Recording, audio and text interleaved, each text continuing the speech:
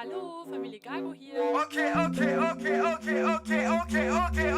Ist da jemand dran? Ich ruf bei euch zu Hause an und frag, ist der peinliche Gago da? Und deine Ma weiß, wen ich mein. Wenn ich das so sag, reicht dir den Apparat und Wein, weil sie dann schon ahnt, dass dein Ende langsam naht, du kleiner verdammter Gago. Oh, das ist schon wieder dieser Verrückte. Ey, der Beastie Boy ist am Telefon. Wer bist du? You better know, der beste Rapper mit dem besten Flow. Oder eigentlich in allem der beste, yo. Cooler als der Motherfucking Eskimo. Ey, wie oft willst du noch anrufen? Was willst du? Hör lieber zu, ey, ich komm in der Nacht wie der Ehrenkönig. Deine Sippe find ich motherfucking merkwürdig. Nimm's bitte nicht persönlich, aber ihr seid alle mir jetzt nicht mehr wirklich. Was willst du von Meine uns? Zunge ist ein Katapult, sogar zusammen seid ihr nichts, ihr seid alle Nullen. Alles was ich mache, oh damn, schon der dritte Gago, der einfach auflegt.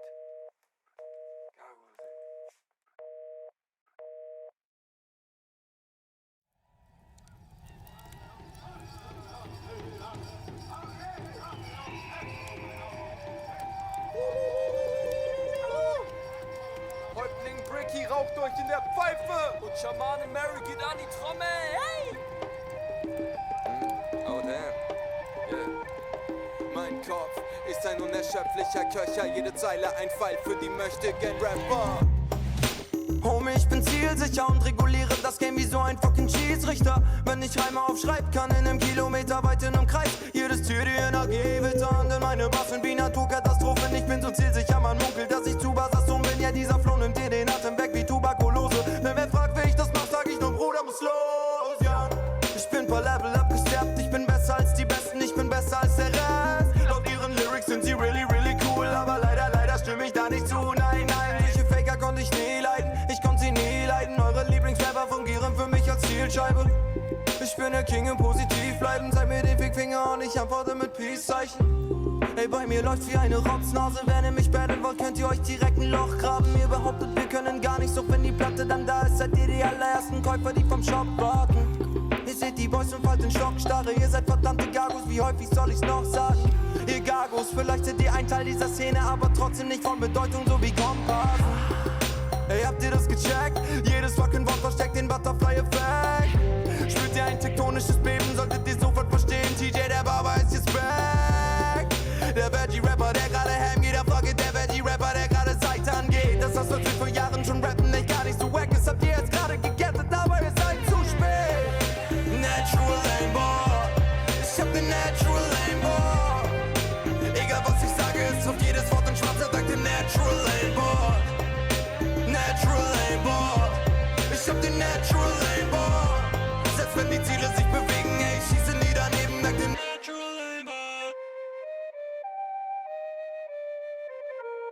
Es ist dieser Beastie Boy, oh my God, du weißt, Bro, ich mit Fire so wie Spyro. Und mein Flow ist so ähnlich wie ein Wasserfall, dein Flow ähnelt dem defekten Wasserhahn. Ich hab schon als Legende angefangen. Schon Indianer haben damals auf Ayahuasca erfahren, dass in ein paar 100 Jahren die der Barber wieder da ist. Ey, symbolisch bin ich sowas wie ein tollpatschiger Zahnarzt. Wenn ich mach eure Szene kaputt, ihr habt zu wenig geputzt. Yeah, in der Booth bin ich mein Ego und renn zufällig dazu. Der beste Rapper, der existiert, während du deinen Kleingeist mit deinem SLS kompensierst. Wird im Hydra Lab einiges mit nem SSL komprimiert und die Hydra ist vergleichbar mit ner Motherfucking Sitzheizung. Denn wir machen euch Feuer unterm Hintern beim Hit schreiben. Seit ich rappe, bin ich der Beste, bessere gibt's keine. Ist nicht böse gemeint, ich will nur nett darauf hinweisen. Yeah, ich hab den Natural Rainbow. Natural Rainbow. Egal was ich sage, es trifft jedes Wort in Schwarze dank dem Natural Rainbow. Natural Rainbow, ich hab den Natural Rainbow. Auch wenn die Ziele sich bewegen, ey, ich schieße nie daneben dank dem Natural Rainbow.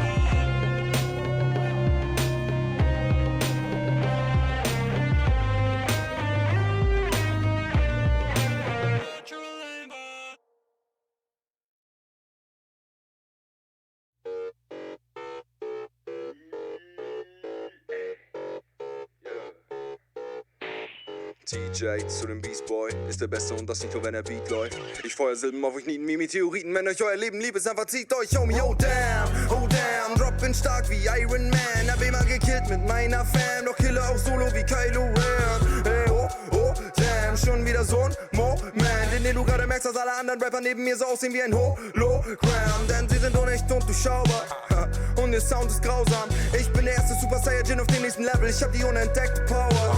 Ich roll up und Frodos Klinge leuchtet, ich will's nicht, aber tanz mit dem Teufel. Ihr klaut mein Flow, versucht nicht zu leugnen und wie's am Ende klingt, ist auch noch disappointing. Wow. Aggressiv wie Kinski, wenn ich rap. Ich mache was ich will, ich bin der Chef. Ich lass die Witze mit als Insekten, oh damn. Ey, halt die Fresse, wenn du's nicht mal schaffst, einen Part zu rappen, ohne Cuts zu setzen. Solltest du dir deine Meinung in den After stecken, mir ein fucking Zäpfchen, okay? Okay, Beastie Boy, remember my name. You hating on me, but who you gonna blame, huh? It's all on you and you should feel ashamed, bruh. Never been a slave to this business. I hate all the fake fucking lame represented. Okay, you can play your game, but I'll skip it. I can't even tame the flames that I'm spitting. I need a fire extinguisher when I start rhyming. My lines are so venomous, I am a virus. No matter if English or German or beides. Wenn DJ Flex seid ihr leise, quiet. Oh damn. Wenn DJ Flex seid ihr leise, quiet. Oh damn. Wenn DJ Flex seid ihr leise, quiet. Siri, such einen MC, der besser float als ich. Das übersteigt möglicherweise meine Fähigkeiten. Als ob sie das gesagt hat. Oh damn, Rap ist fast sowas wie ein Cha-Cha-Tanz, denn ich mach Schritte nach vorne und ihr macht Schritte zurück. Ihr macht alle auf erwachsen, wir sind immer noch Kids und was wir bringen ist so lit, dass man es vor einem Spiegel nicht performen kann. Denn dann kriegt man einen Sonnenbrand, bei uns läuft es wie bei diesem Forrest Gump. Ja, Mary drückt auf den Play-Button und lässt alle Misses zittern und den Brickminister durchdrehen wie den Fidget Spinner und abgehen wie der Billigsticker an. Bei den Enden zeige ich den Mittelfinger und drück mit dem Finger meine Meinung aus dem Wickel, Digga, wir sind wie chinesische Restaurants. Wir begeben dir keine Post. Damn. Ich bin so sick, dass ich huste. Ich bin der Coolste, der unumstrittene King in der Booth. Jetzt wird dieses Business von Rick überflutet. Was wollt ihr tun, huh? Ich bitte sickeren Shit, als ihr mir jetzt hier hinkriegt, wenn ich von mich hin singe unter der Dusche.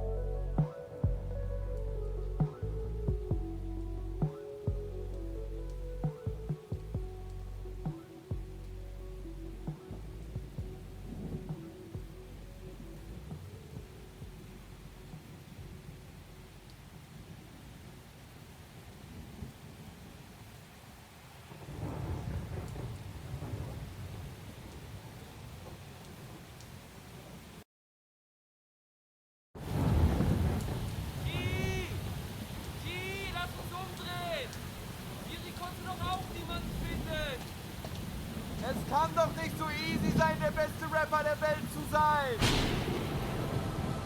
Beastie Boy. Yo, Gott, was machst du denn hier? Mir ist zu Ohren gekommen, dass du einen besseren MC suchst als dich. Ich wollte dich nur kurz reminden, dass ich so jemanden nie erschaffen habe. Du bist der Rap-Jesus. Ja, krass. Yo, Gott. Wo du gerade hier bist, ich habe auch noch eine Frage. Ach, Mary. Dass deine Beats die besten sind, ist doch offensichtlich. Diggi, dieses Sounddesign, sheesh. Danke, Bruder. High five, Bruder. Wo wir gerade beim Thema sind, könnt ihr mir eine Kostprobe von eurem neuen Tape geben? Klar, warum nicht? Können wir machen. Ja, easy.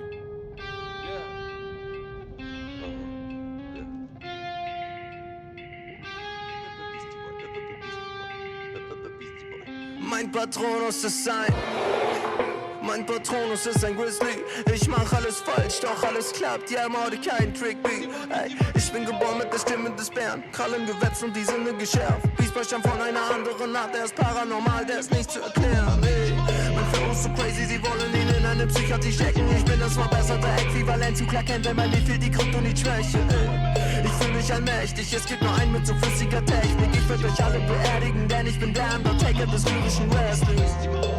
Und das ist längst nicht meine Final Form. Für euren Wackshit gibt es kein Support, weil ihr unter Menschen seid wie Ayuhawk. Ihr denkt beschränkter als die Dinosaur. Beastboy, Grizzly. Hab die Seele eines Grizzlies, zeig die Zähne wie ein Grizzly. Lebe wie ein Hippie, schwebe wie eine Frisbee. Fühle mich so wie Patrick Janey, wirkt neben mir wie Rigsby.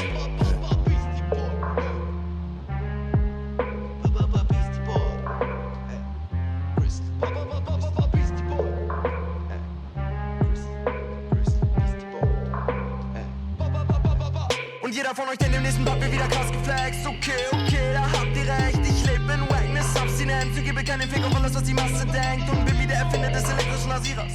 Ne Rasier mit so einer Technik an und niemand. In der Szene bin ich schon so wie sonst China, denn ich sehe nur noch Pfeifen so, als wäre das hier eine Shisha-Bar. Yes, ja, und nimm nicht den Mund zu voll wie ein Hamster. Sonst fress ich dich auch so wie Piranhas und gebe dir Punches wie Pinatas. Yes, ja, wenn ich wieder mal über Beats ratter. Hagel ist fucking ein Kita am Arsch. Wenn er deiner Mucke irgendwann mal irgendwas nicht ganz so kacke ist, dann ist das ein Feature-Part.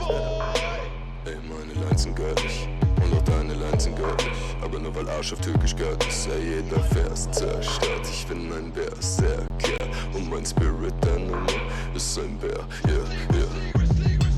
Spiel mal nicht den Bärenjäger. In mir schläft ein Monster wie ein Ehrenjäger. Spiel mal nicht den Bärenjäger. In mir schläft ein Monster wie ein Ehrenjäger. Spiel mal nicht den Bärenjäger. In mir schläft ein Monster wie ein Ehrenjäger. Spiel mal nicht den Bärenjäger. In mir schläft ein Monster wie ein Ehrenjäger.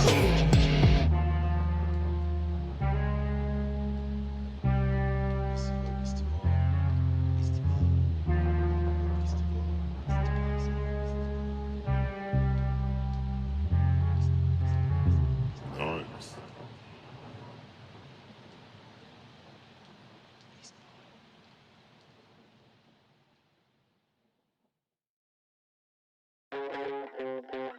Hey, Daniel Craig, was mit deinem Brustpaarung? Warum so auf Bodybuilding? Du brauchst nur Charme. Ey, keiner spielt die Bond-Rolle wie Sean Connery und keiner spielt den T-Break wie ich. Don't copy me. Ihr Fotokopierer seid bloß Wannabes und seht nur Oberfläche wie die Topografie. Oh, mon ami, ihr seid alle hinter uns im Hintergrund, denn alle eure Moves sagen nur eins, und zwar fickt die Kunst.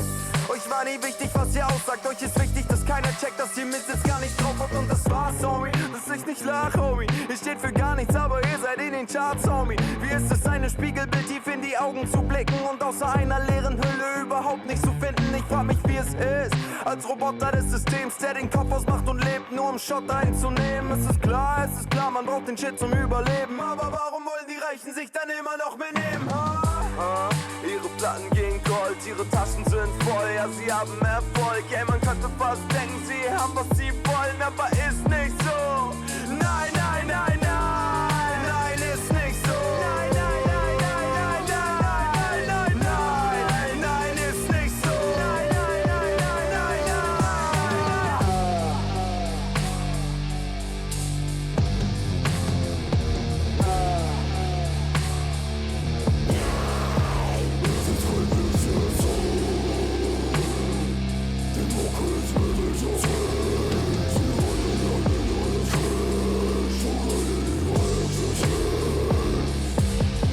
Ihr verschwendet eure Zeit, geblendet von all dem Schein. Ihr verschwendet eure Zeit, geblendet von all dem Schein. Ey Junge, halt mal deine Schnauze!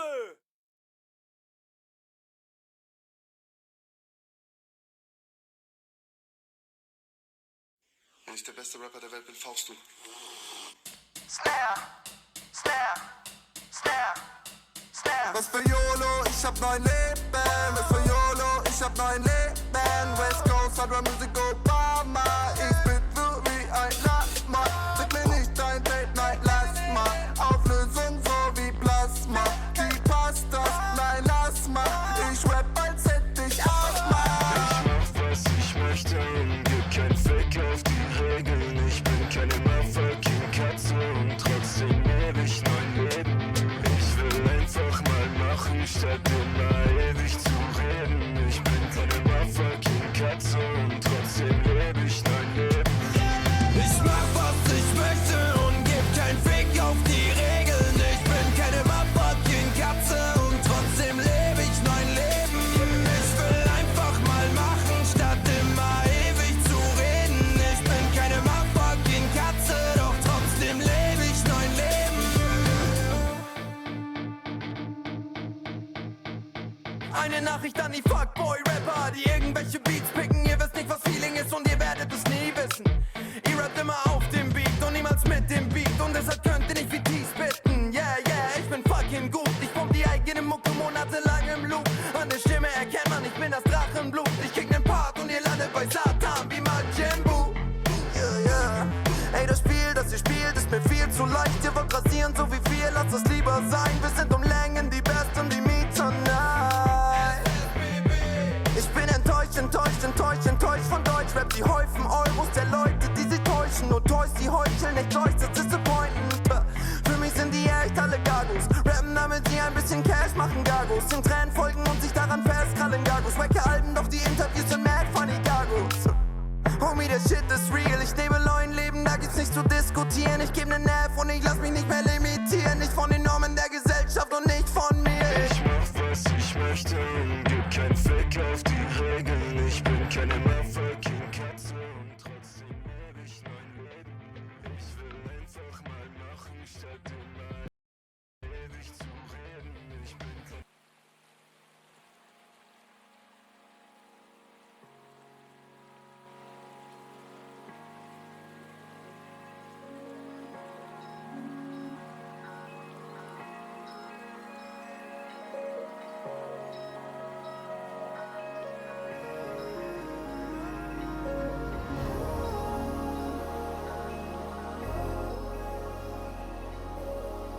Okay, that being said, I'm here now, I'm ready, and today we play, we don't play, but you watch some epic League of Legends. Today we have not just any lower bracket series, we have Kites Esports against SDM Tigres. And for everyone that has checked the bracket, you know, the regular season would say, yeah, okay, but who cares, you know?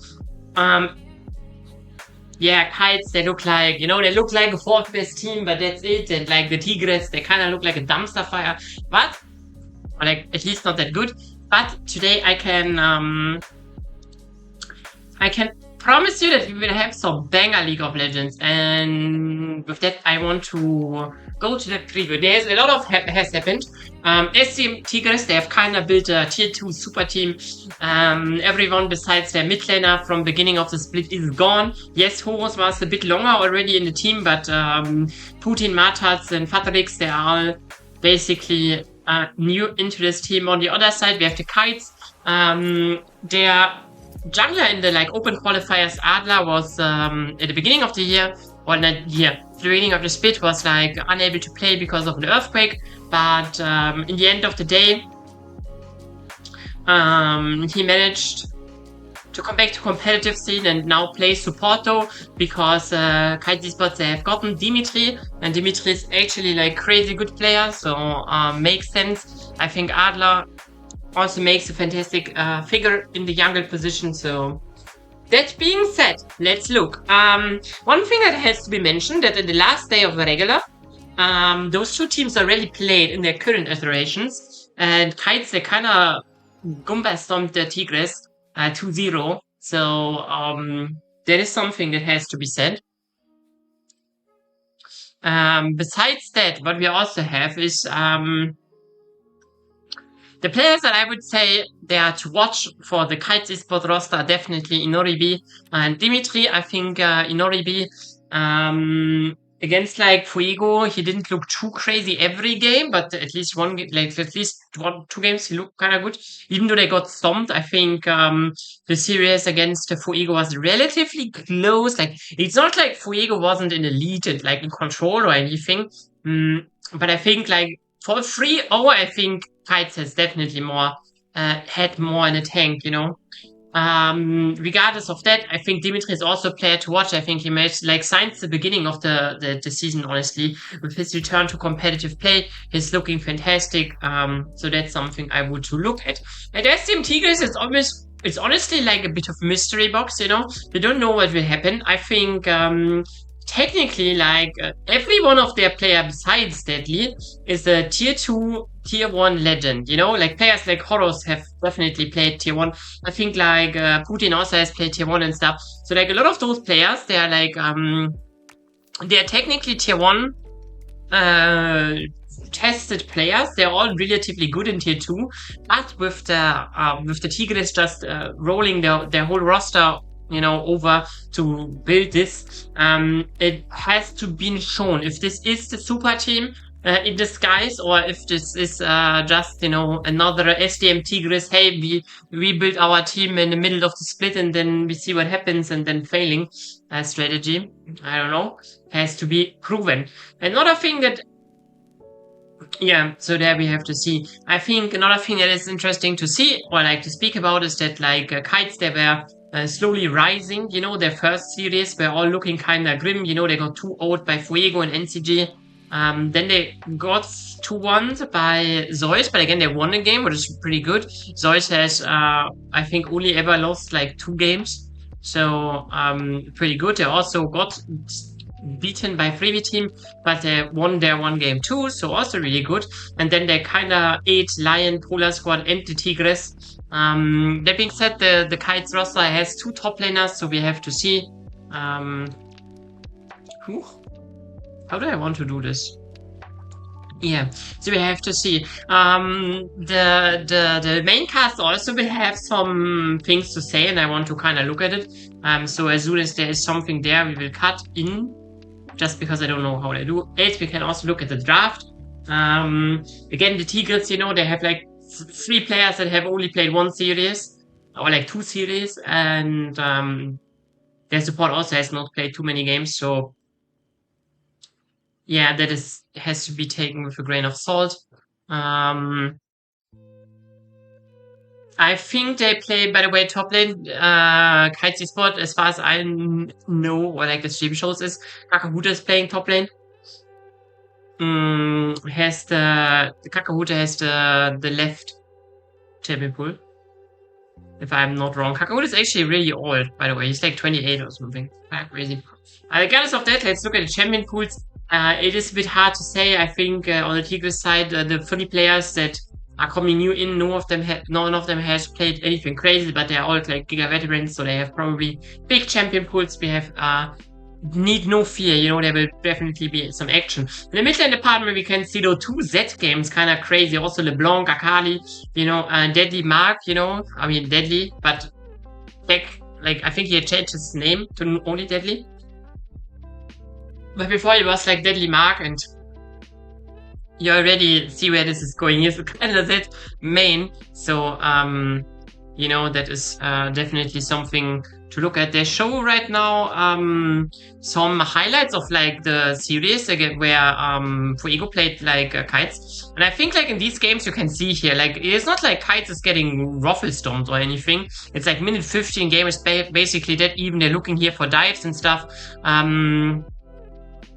I think all over the series, I mean, first game was kind of really stomped by Fuego, but I think game 2 and 3, I think Kites, they had really a big chance to win. So nice that they show here this performance actually by this Kites roster that have actually didn't look too bad for a long time. In the end, they fumble, but still nice to see that they even got that far against such an opponent. On the side of drafting, you know, we have a bit more interesting stuff to see on the Kite side. We see 4 Sejuani games for Dimitri, and it's like really, really a signature champion this pick. this season, but he has also played some more niche stuff like a Kindred, Diana, you know, all the other meta champions as well. Has not played Lee Sin so far, so this might be a weakness for Dimitri. Let's see how it will turn out. On the other side, we also see IYBC is a bit of a mage player. Before the playoffs, he has, like, for example, not played like the Rise or stuff. So,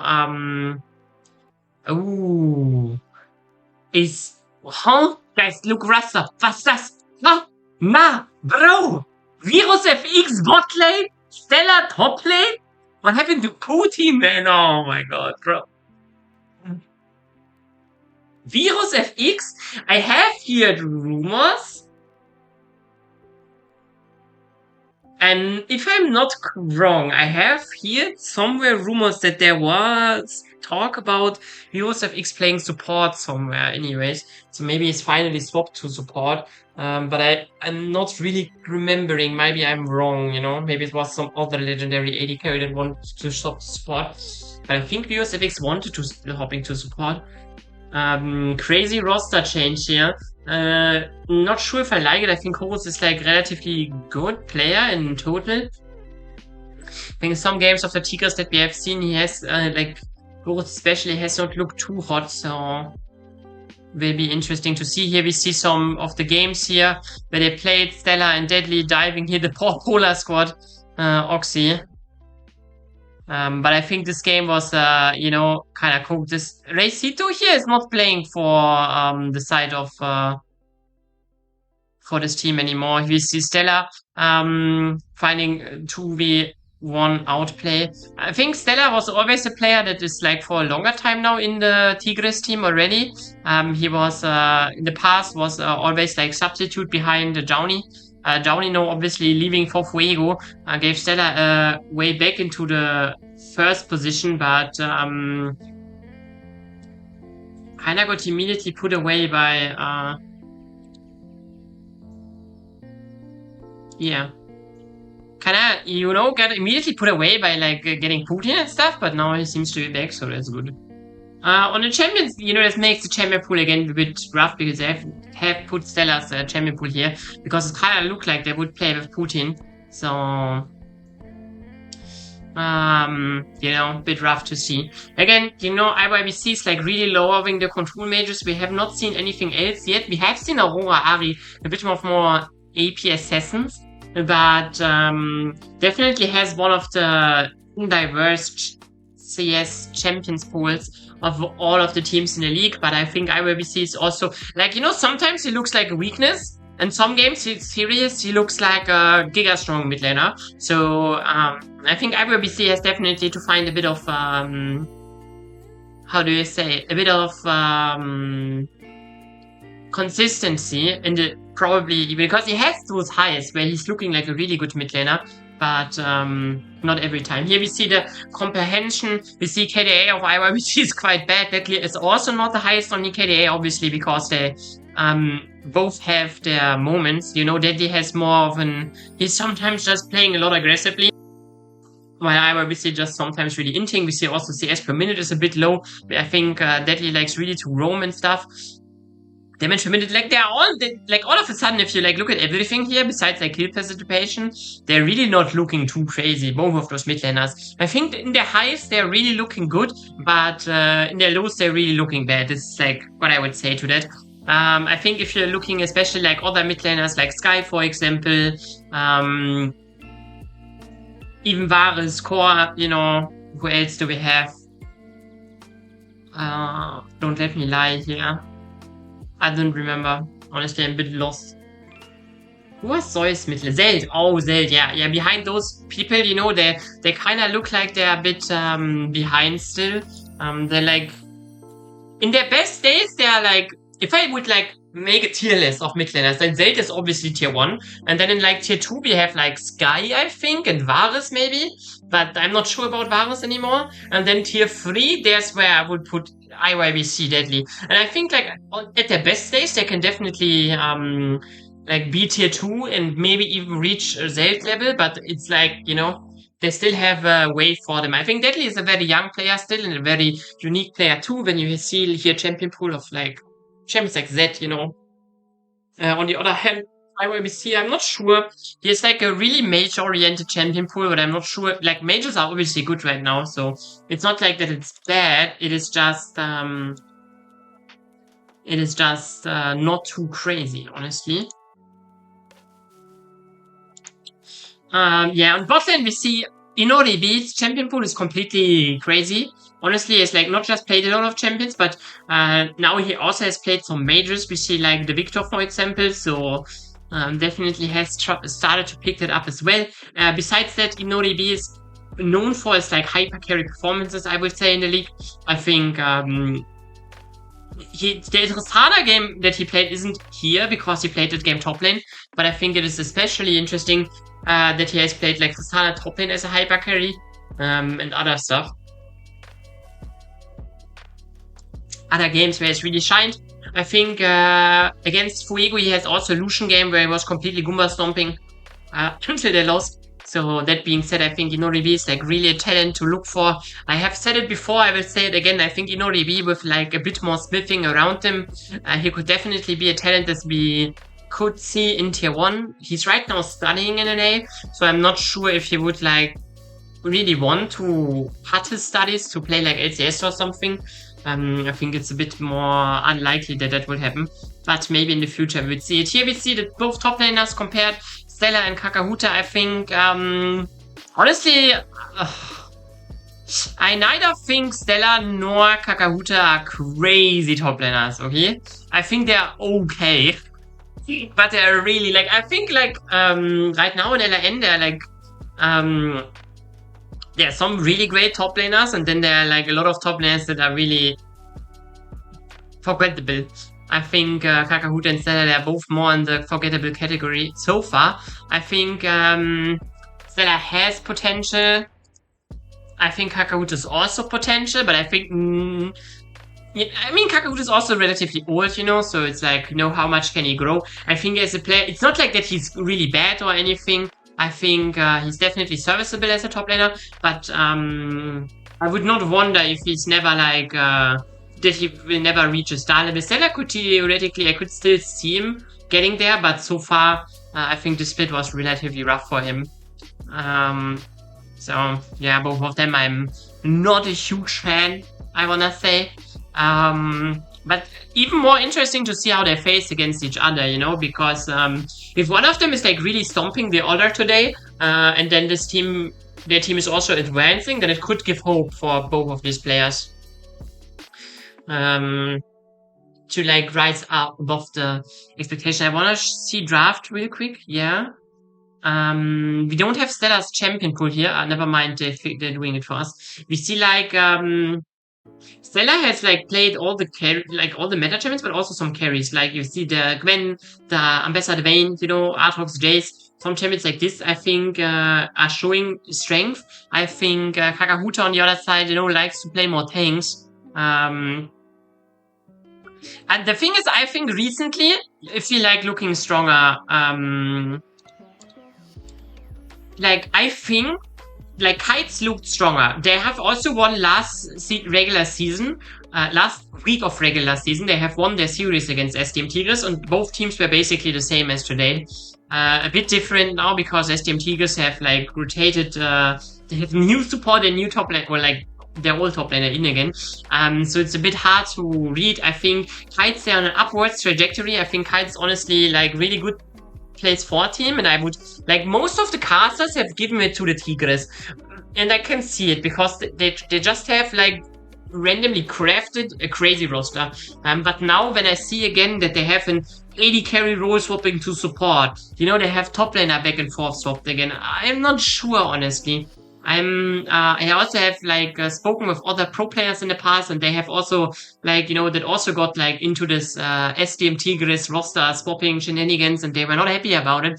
So I could see that.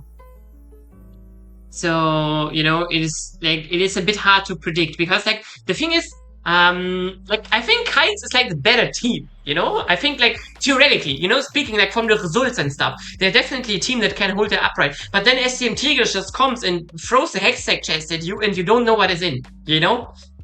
it could be completely that this SDM Tigres team just kicks and they run them over, you know, because they have players like Fatorix, like Martas, like, okay, they have Stella instead of Putin, you know, but if Stella is performing better than Putin, then it has to mean a lot, you know. Virus FX is clearly, yeah, he's worth to support, but he has mentioned in the past that he kind of wants to play support, so, and he's a legendary AD carry of the scene, you know, so... if this SDM Tigres roster really clicks, you know, they could just come in and roll kites 3-0, no doubt. But it could also just not happen. No, so it's like really hard to predict right now who wins this, I think.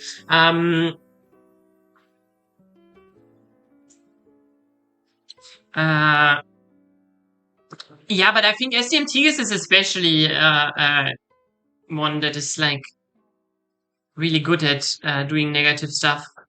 I mean, I can show you here, this is the on-air talent. That was their prediction is. They're predicting Tigres more.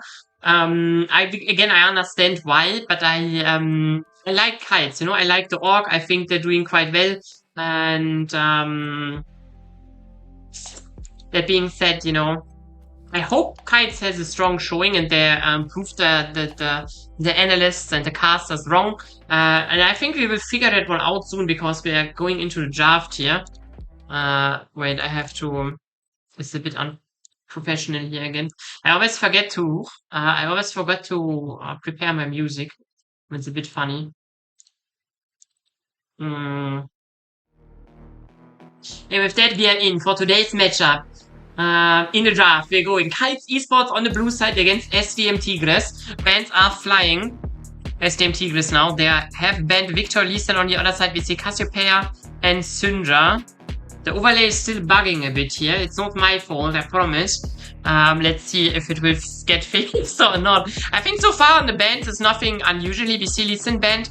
Leeson is a pick that I would have said is, we haven't been... Dimitri has not played it the entire season. So I was a bit like, maybe he doesn't like it. Maybe he doesn't want to play it. But now we're seeing it banned against Dimitri. I think it's a good sign here for Kites already. Because that means that Dimitri probably has played it in scrims and stuff. And is now feared for it. Or at least like SDM Tigres does not want to deal with it. So this is, I think, a good sign here. Besides that, we have a bit of an overlay bug here. There should be another ban for the Tigres that we don't see. Let's see what Kites is banning. They're already banning 2 control... Okay, we see already the first pick Nafiri.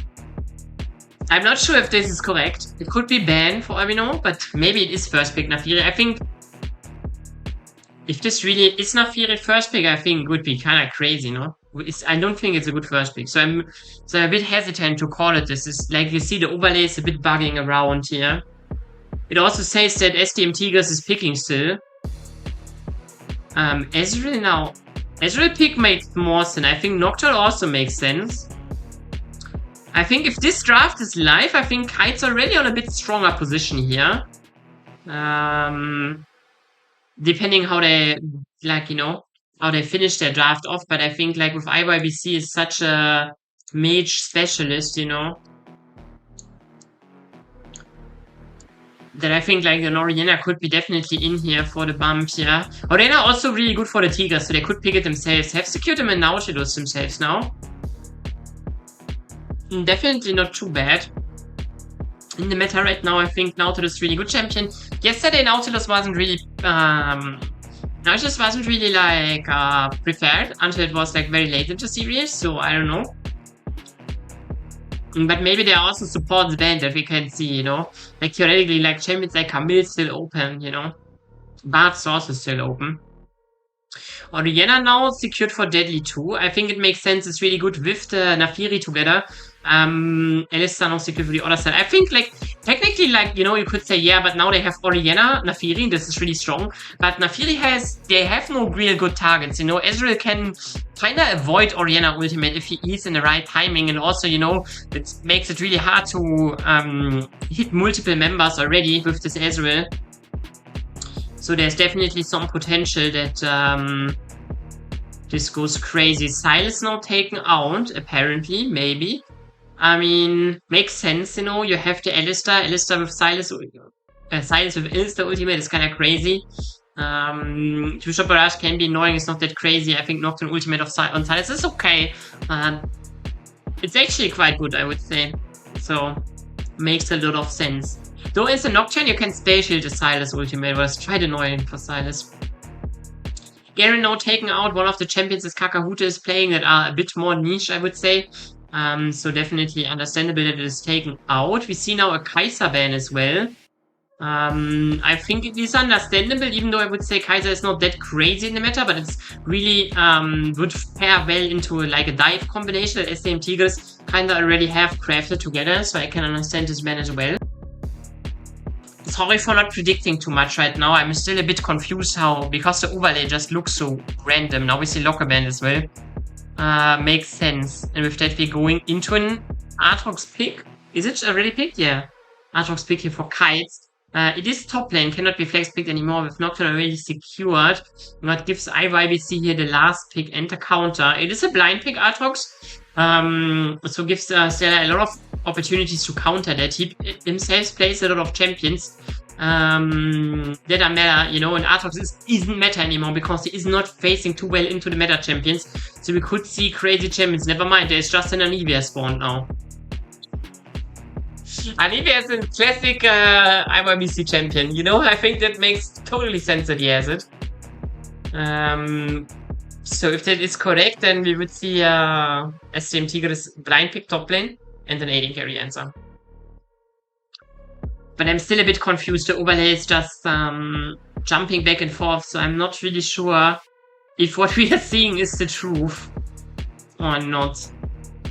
Anivia would definitely make sense. It's quite good against the engaged dive champions, really good against Nautilus, really good against Orianna too, because she's very immobile, so cannot escape a wall, for example. Corki, I think I would like. Corki is like really good aggressive champion, pairs well with Nautilus. Probably also really good against, like fine against as well. Maybe not too good. And let's see what Kite is picking here against the Renekton on top lane. Okay. Yunara? No, bro. Was? How? Never. Nah, they're not picking Yunara. This is like. Somebody must be bugged, right? Bro, SDM Tigres not just first pick the fucking Naafiri and the last pick the Yunara? No, this is bugged. I call it rigged. This is bugged and rigged. This overlay doing himself. Okay, we have here now Cyan picked as an answer to Relic. Maybe not. I'm not sure, but maybe we have a sign. If we have a sign, I would think it. I like it. The sign should be the thing is who's draft better. I don't know, because the issue is like, first of all, I'm not sure if the draft is correct because the overlay was really bugging.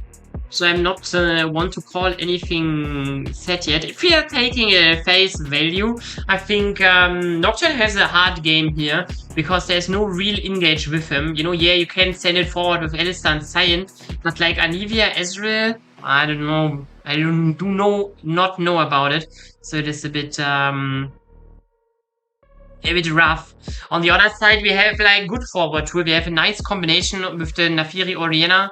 You know, but I'm also looking like, I'm looking at it and thinking like, yeah, you don't have a real front line and you have to play against like such a good front to back comp. Even if Dimitri cannot ult in, he can still annoy the team and like threaten it, because like he doesn't need to go all in necessarily. He can just threaten that he can go all in, and this already could be quite annoying to face against, because you're stepping up, then the light goes out, you know, and then you have to like really group up, and then they can like push forward, you know, with Alistar Cyan, you know, work up at you. So I don't know.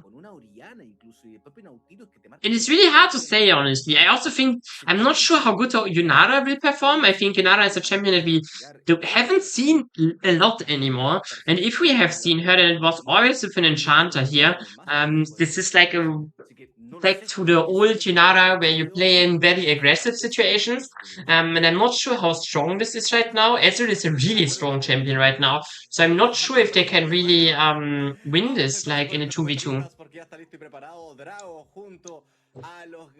I can really not say if they win this 2v2, honestly. It is like hard to say. Caster is also like dying. But it seems like the draft is finalized. And we're going in-game. We're already in-game. We see here the 1v1, the 2v2 on the bot lanes. I think in level 1 it should be a bit favored for for the side of SDM Tigres, because they have just Alistair level 1 is like not really that strong, and we cannot really see it, though Inoribi is like fighting really strong against it, so nice to see that one here. Also nice to see some cameras again. At least Matas, has a face cam, so I'm happy to see that. We usually don't see that. Let's see if we see any interesting rune combinations. I think we see already one. It is the one really interesting rune combination is the electrocute for IYBC on the mid lane here in Danivia. I think it speaks that he wants to trade more aggressively. I think it's definitely possible in this lane matchup. I think like Oriana is like a really vulnerable laner, honestly. And a champion like Anivia, with your combination of like ult E, like ult, then he's slowed, then you Q, boom E, you can also use your wall to make him more vulnerable. For an Oriana, this could be really tough, it's especially with the electrocute making your trades a bit more lethal. We see both junglers, they're pathing the same direction. Obviously, Dimitri has a bit more tempo, I would say, here on the Nocturne. It's a classic. Nocturne is just a really, really first clearer on the first clear, while, first blood, Primera Sangre? IYBC just taking out Deadly. We have not seen it, but the electrocute already doing work. It looks relatively close, but IYBC has the egg, so it's not like he would die. So interesting here to see that Deadly just gets immediately put down in the grave. And really strong by IYBC. A player I have spoken before the game, in the pre-show, that I think like there are games where he's looking like a really, really strong mid laner, and there are games where he's like looking like a liability for this team. So seeing that he's like already putting some strong numbers in might be good. Now we see another attention here in the river. Botlane already heavily traded. Dimitri can secure this scuttle. I think also this is like just happening because like IYBC is so much priority. So Matas and Deadly, they need to be careful here. IYBC sadly has no Q anymore, so they cannot really go deeper. He already used the Q to trade Deadly and get priority. And here we see the play again. It kind of looks like Deadly is fine, but the wall was beautiful. And then IYBC survives just with 1 HP. And can throw an E out again. Crazy play, like nice usage of the wall. And this is exactly what I mean. Like Oriana is just so volatile as a laner, and like against Anivia especially, because you cannot you're like really like in a bound, you just really get just bounced around and thrown around. On the other side, we see Stella. Yes, the sign is a counter pick here. But Stella is so far having a good performance here. Getting the first plating. It is something you would expect from a Renekton, honestly. Oh, Dimitri. It's really deep here. Stella is there too. Has to flash out, else he would be kind of cooked. It still seems like Kites, they want to fight back here, but IYBC is missing his combo, trying to go for Matas, but Matas just leaves it. I think Matas also relatively, even if he like would be able to hit him, he can still avoid it with E and then flash over the wall. So like it's I think like going on Virus FX and blowing the flash of Nautilus would be like an easier time. Besides that, we see games so far kind of even. We have seen first blood, but besides that, CS are pretty equal. I think on top lane there's a minor lead now formed because like Stella just got platings, and then we have a big lead here on mid lane, but it's also only the first blood gold, nothing more. And we've seen Kakahuta is like really struggling here in this lane. I think it has to be expected, The question is just how long can Stella keep this up? Because Sion is like a champion. Okay, Kakahuta is like losing a tiny bit amount of gold here in the isolated 1v1 in the early game. But this is like not the reason why you pick Sion, You don't pick Sion for early game domination, And I think like it will be interesting to see, especially when Kakahuta is like securing his like first item, to see if this Renekton still can hold up his aggression that he's right now definitely applying. Still full life. He has used his ultimate early, but forces Kakahuta to play even more safe now because like Stella could easily find the lethal here. See bot lane a bit more trading here back and forth, but it seems like Fatorix and Virus FX, they're winning this. It's like, again, really hard to predict how this Yunara will do. I think Yunara back in the day when she was released, she was also like really good with the engaged supports. I think, like, in general, Yunara is a really strong champion in, like, all-ins, you know, in, like, engaged comps and such. If you're going in, then Yunara really likes that usually. But it is a bit like, you know, we haven't seen her in a while, so I was hesitant to call in a day there. And so far we see she is doing fine, though. Nothing too major has been gained. Besides the turret plating for, I mean, Ezra is a bit ahead, so. But the tradings look fine here for Fatorix, he can do. Also, again, it must be mentioned, Virus FX is like a legendary AD carry of the scene. I have seen rumors before that, like, at the beginning of the year, he already thought about swapping to support. Now we see engage. Dimitri is going in, but it's really hard to stay on Martas here. Now he finds him re-engage. Nice shockwave combination here. But Cyan is also coming in the wall here. Hi, IYBC. I'm not sure if that was helping him. Blocks his own top laner here. Kinda questionable, I would say. And Kakahuta is now, in the end, probably dying as well here. It might know that he can just walk away. And with that, the Tigres just find 2 kills here in very ambitious ingoing play from Kite. This is what I said before. You know, I think, like, Nocturne in this combination is like, you cannot really go in, you know? You can, if you go in, you're just cooked, bro. There's no one that can help you. And it's like, not just that no one can help you, there's just no damage there. Like, Danivia, you know, it's not like IYBC will one-shot anyone. Same for like Alistar or Kakaute, you know, on Cyan, you know, that is like crazy. And yeah, the war it's really crazy, honestly. It's seriously, honestly, kinda, you know, if someone would clip it, then we might post it on Twitter. It's become so funny, honestly.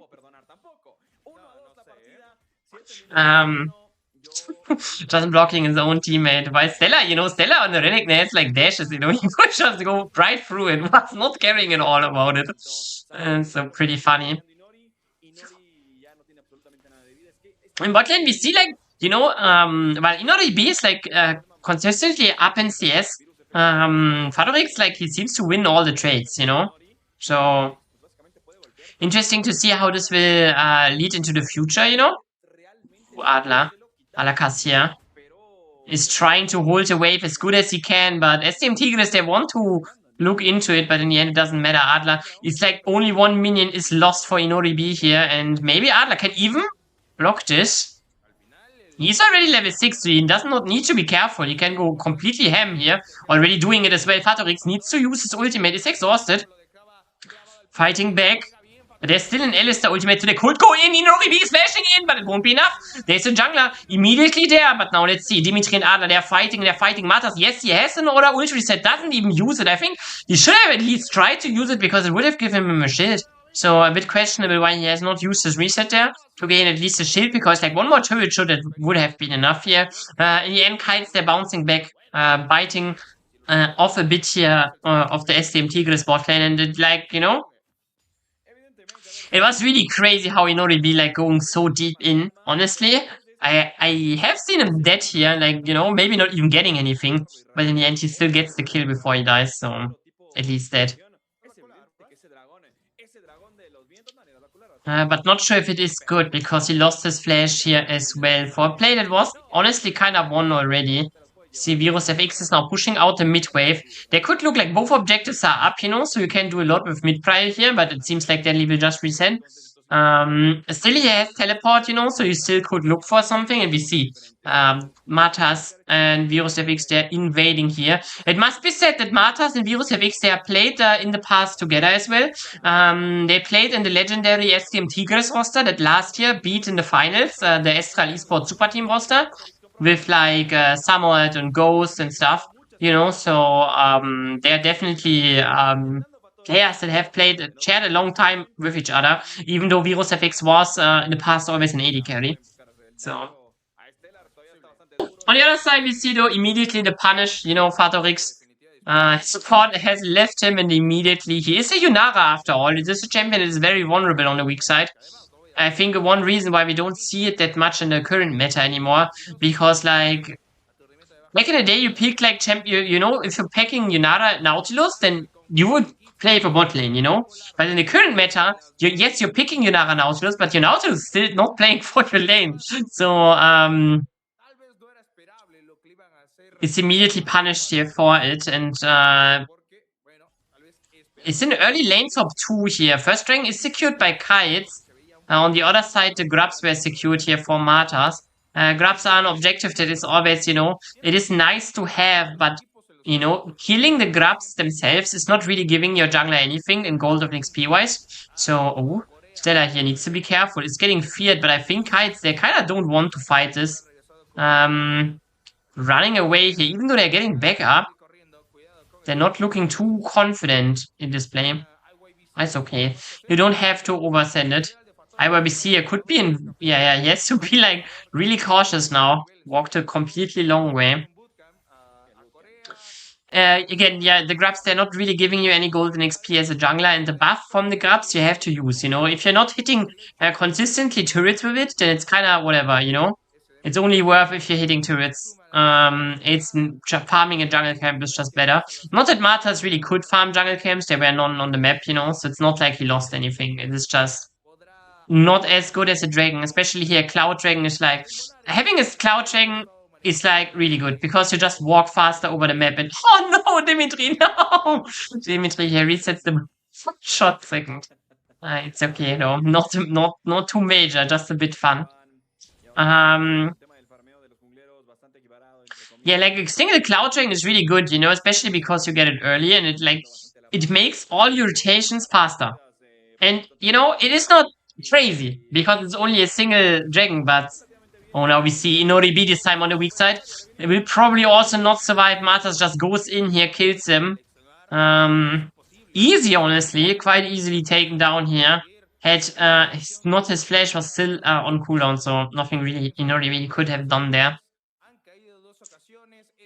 Honestly, kind of crazy still though that he dies there because his laners, like Dimitri and Adler, they were so close to him.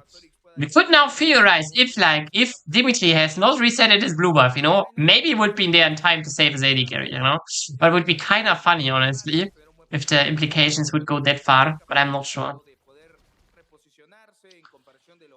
The top lane matchup again, Stella is still winning it, but Kakahuta is also not like you know, earlier in the first 10 minutes Stella was winning it, but winning it means he could hit the turret. And now he's still winning it, like he is getting priority and stuff. Oh, we see bot lane fight this time. This time Fatorix is the person that gets engaged and also immediately dying. Both AD carries do not really respect their weak side, getting completely perma taken into the mud, you know, whenever the Honor team decides to pull the trigger. Interesting to see. We might see a jungle skirmish here. Again, there's no AD carry right now for the SDM Tigres, so this might be really risky. Dimitri here, though he's looking in. Really good position. Adler is missing his Q though, kinda fumble, and now the shockwave is hitting good. Alistair ultimate is finding also a mark. Marta's also finding an immediately angle on the AD carry. Needs to be careful though because Anivia is coming there, but I still can't look. Oh my god, in order to be getting a lot of distance here. First kill for Martas, he immediately looks for the next one, and AD carry also secured. Having a great game, and now Adler, you know, he knows he's kinda cooked, tries to get space, but will it be enough? IYBC is still not done with it yet. They're looking. Okay, will be enough, and with that, SDM Tigres, they're bouncing back here on an over-aggression of the Kite roster. They thought they can fight here, but they couldn't really. And Stella, he's also showing a Kakahuti, yes, I cannot kill you under your turret, but if you step away from your turret, little bro, I will take you. He's really low here. Stella could definitely look for a redive if he would have a wave, but Kakahuti is making sure that there is no wave. Has to reset now too, because on the next wave he could not do that anymore. I think this lead here for Martas might be really important now. We see Dimitri immediately pouncing back, blowing both summoner spells here off the Yonara, really big. Oh, two-shot barrage, but Fatorix is there, dodges it. And with that being said, you know, Fatorix loses both his summoner spells, so this is an issue, but let's see if Kites can really punish it right now. They're looking a bit rough-shaped, honestly. I think, like, especially the lead on Martas will be so much important, honestly, because it can be hard to play against so much tank and stuff, but if he's, like, playing it slowly, playing it surely, you know, punishing the mistakes of the enemy. And I think, like, both teams, they're kind of doing a lot of mistakes right now, so Martas in this position is, like, in a prime position to punish every single mistake, every single moment where a Kites player steps too far forward. every of these moments can be or will be punished. On the other hand, again, I think it's a really hard game for Nathiri to play, theoretically, because like there's so many tanks, so many CC, and like the carries are relatively mobile, or like Anivia is like relatively safe. Now we're looking into something. X is hitting the spell shield, but nice shockwave here found immediately with a combination. Often Nautilus ultimate, but now it has to be seen who can win that. SDM Tigres, they're blowing their HP bars of the enemies, but it is for one. It's a 2-for-1 now, but the Tigres, they're looking deeper here. The wall again is like not that bad here. 2 members nearly dying. Oh, but Inori B, he's dashing in his own demise here in Kakahuti. Yes, he will find a Q, but the Q won't be... Actually, Fatorix has to be close. Has to run here, but will get away in the end. And SDM Tigres, they're just wiping the floor with them. I'm not sure what it is, but SDM Tigres, they're not... they're looking really good, but I think, like, Kites, I'm not sure what it is. They're, like... really suffering hard here, especially Inori B, a prize AD carry. I think in my pre-work was the player that I have highlighted as, oh my god, Dimitri here with a clutch steal! And here comes out, Dimitri is chasing with the blue smite, will be enough. Matas has no way of getting out, and Dimitri! It's not even a blue smite. Why was he so fast, bro? He was so fucking fast. Flies in, steals the dragon, gets the kill. And fantastic play here from Dimitri. Nicely done. And now Stella, he's looking at the, at the end of a shotgun battle. Has to fight his way out of this, else he will probably be dead. I mean, Kites are not really forcing a dive yet. I mean, it's really hard to dive a Renekton that has ultimate. But he hasn't had ultimate. He just got it up, So I think if Kites really plays this fast, they could have gotten him. But it's always hard to, if you don't know when the ultimate is exactly, it's really hard to play. Because again, with ultimate, Stella might just triple kill them under turret. And here we have the fantastic play here. This ward from Adler is important. Dimitri flies in, and importantly, Metas just has no smite, so no way to secure it. And now we see, look how fast Dimitri got. Holy shit! He just completely turbo move speed buff, ran him over. I'm not sure why, honestly, but looked kind of funny. I mean, obviously, he got like probably move speed from his item, but he ulted already. If it would trigger so late, it was kind of weird. Anyways, whatever. Dimitri finds the important dragon, important kill as well, because SDM Tigres, they're kind of looking winning here. And especially Dimitri could not really find any impact so far, so finally finding some impact here is really good. Really like to see that. And with now the game will probably be a bit more calm. Both teams that can only contest vision right now, but I wouldn't, I say calm, like, like both of these teams won't like completely go 5v5 for normal ward, and ace each other over it. We see now Harald used mid lane, but it's not really gaining anything. I mean, a red buff is secured here for Marta, so also some damage on IYBC. The same Tigres in general, they're playing really aggressive, but they're kinda loud, Not really getting punished. Stella will also secure the spot lane turret. There's nothing really that Kites can do, and IYBC here is immediately getting engaged, but Dimitri finds an angle onto the mid laner here. Deadly will probably be dead, but the question is, can Dimitri get out? It looks kinda like it, but Martas cannot. Now gets feared again. Stella is still alive though, looks no deeper. IYBC also survived this, by the way, with 1 HP, I think. Flashes are used here. Dimitri is now dead. Anivia is teleporting in, so this fight could still go out. Two-shot barrage is hitting a lot, but Inoribi has to run. And now IYBC is still back here. He has home guard buff, so maybe he finds anything, but Anivia is just too slow. And with that, it is a 2-for-2. But the turret in the end is secured for the side of SDM Tigres. It's really lucky that IYBC survived that, honestly, against the Renekton. Kinda crazy.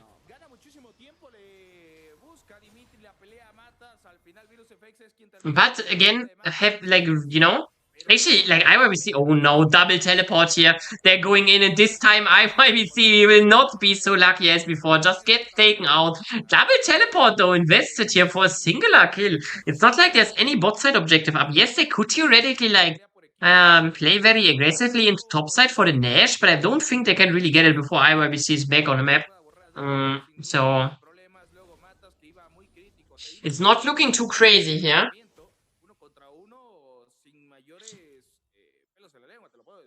Not sure if the 2 teleport investment is worth here. Besides that, we also have a pause here, the classic Latam pause, so we have to wait. Sadly, there's nothing we can do but waiting. It happens.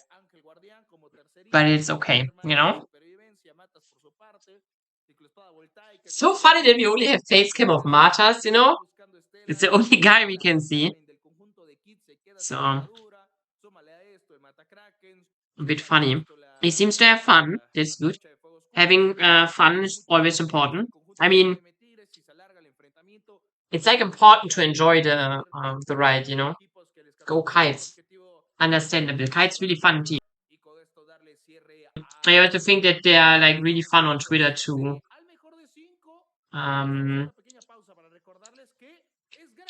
That being said, I might just if you want to support any of the orgs, you know, they have Twitters, so maybe leave some support there. This is like the Twitter of Kites Esports. They are posting like some information. There's nothing too crazy in it, but they have they're posting about the thing, the like, you know, the matches and stuff. And SDM Tigres, I think like their match teasers and stuff are really good, honestly. Like SDM Tigres, they're always posting bangers. We have a bit longer pause now because we see casters, so a bit sad. I think especially the Tigres having like I'm not sure how they are doing this, honestly.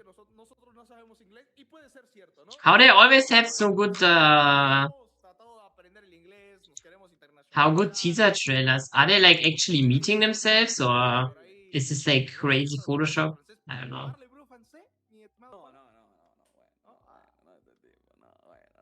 I do not know. Regardless, we have to wait. So a bit of waiting. Waiting is our favorite discipline. We're really good at waiting, I would say.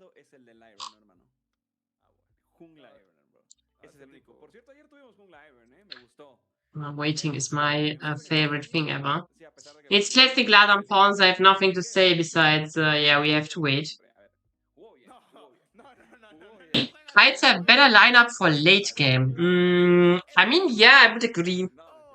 I think like if he like, you know, I think both junglers are kind of homeless in like late game. I don't think like Nafiri, like if Kites play this cleanly, I think Nafiri has just no way to get into the backline. But same a bit for Dimitri. But Dimitri is at least a Nocturne, you know. You can use the Nocturne ultimate to just make the lights out, you know, to just make it harder to play the fights. The fights in general, you know. So you can just you know, Nocturne ultimate to make a bit of confusion in the ranks of SDM Tigres, but then you just ult maybe the one carry that you can hit, so it's like playable. But we have to wait. We don't know what happened. So we have to wait. Waiting is obviously fine. No, we go back. No, bro, no. Nah, bro. Ah. Never mind. We're safe. We're back into the game immediately, like I love to see. Good that we don't have a lot of pause. I was really scared. But now we're back into the game and let's see how it goes. I think especially like because of the late game, the talk here that Gary has brought up, you know, I think like especially someone like Kakahuta on a side will be late game, he will be really tough, you know. I think like Fatorix might be maybe able to clear him. I think like Nafiri damage also not too bad, you know, against him. I think like, you know, there is damage against him. Like, you know, if you would ever step up somewhere alone, then it would be really tough. But he has like the backup. And now we see Dimitri's ulting. Let's see. He's in the 2v1 here, but doesn't care. Just runs over the 80 kV shockwave. Is used but missed here because like spell shield. Now Kakahuta is completely deep in here, looking for a lot more. It's in a 1v3 situation, but SDM Tigres in the end, they cannot kill him fast enough. Kites can't step up, and so they have to let it away. And nice catch here from Dimitri. I would not have expected this to work, and immediately they go on to Stellar. He wants to defend his top lane turret, but at what cost? He has to ult here immediately. His Stellax also popped. And with that, the top lane turret probably is gone. On the other side, we see Noribi again not respecting that he's kind of weak-sided. And with that, the mid lane turret will also fall. Even faster for SDM Tigres here than Kites can take the top lane turret. And it will also be a dragon for the Tigres. And I think, like, in general, I think Noribi, he just has a really bad game, honestly. Like, I think this first game for him is, like, really looking rough, yeah? Not speaking a lot for consistency here, I must say.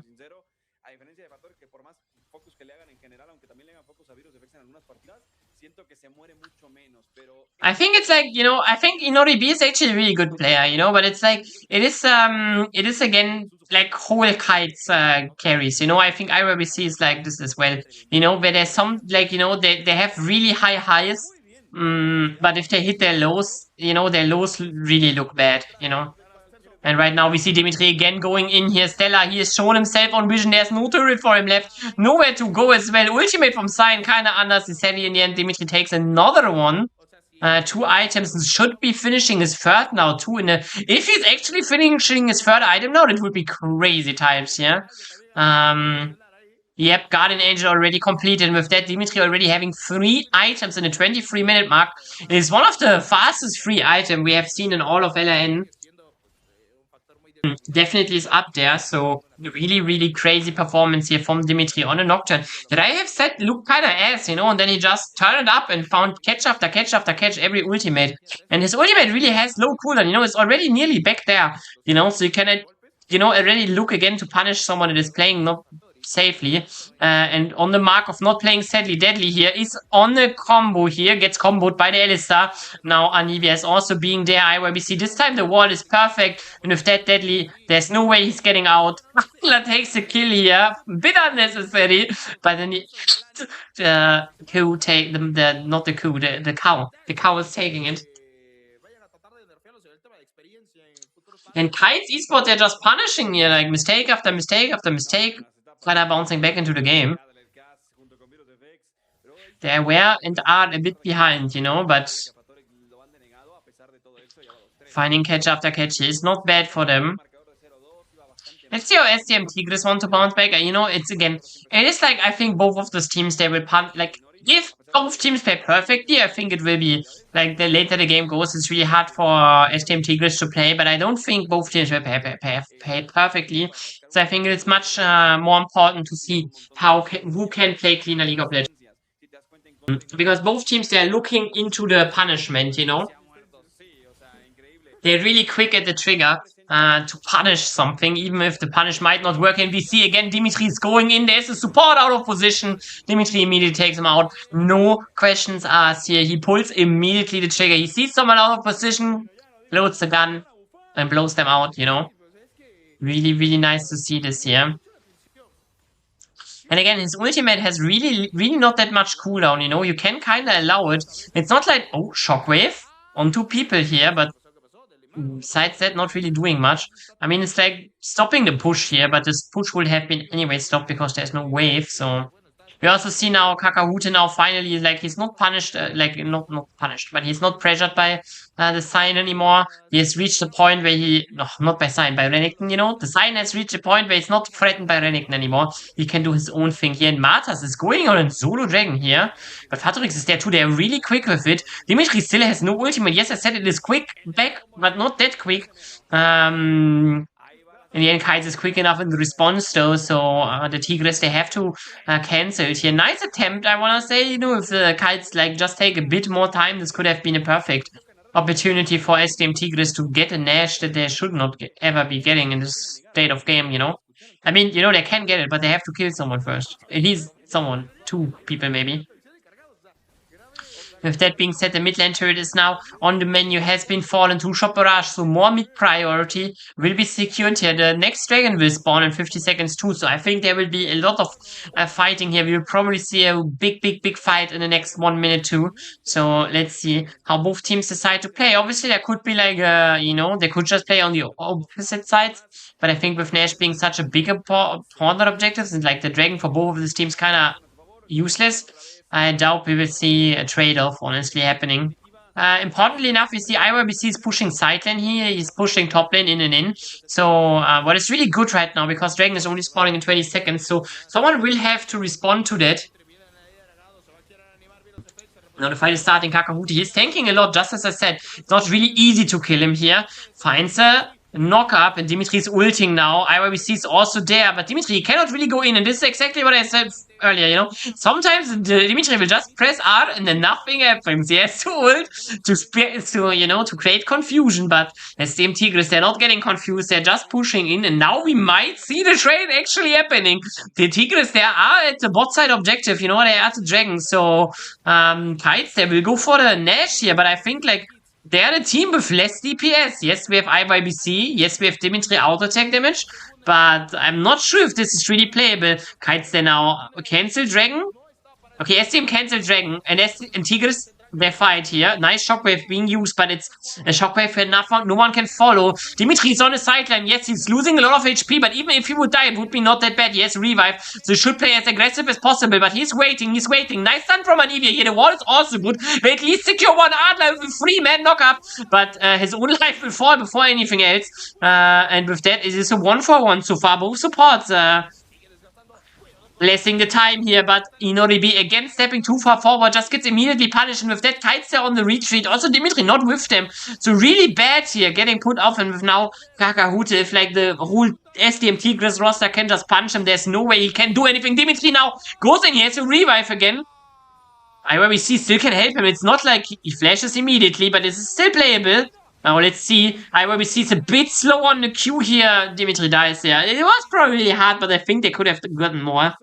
But in the end, it won't be. And SDM Tigres now, they will get the Nash here probably. It looked not that bad here for Kites, but then Inoribi is like stepping too far forward and just gets immediately punished. And with that being said, you know, tough game here for Inoribi. But I think his first game against Fuego 2 weeks ago was also rather rough. And then he bounced back. So I would not call here any shots yet at the player's performance over the series. The night is still long, guys. There's still performance to grow or fall. Kites now, they at least should try to get the Dragon here, but I think they don't trust the DPS here. And this is honestly like something, you know, it is a story of a lot of fights that or a lot of situation that Kites is fighting. You know, Kites, they're always just lacking DPS here, honestly.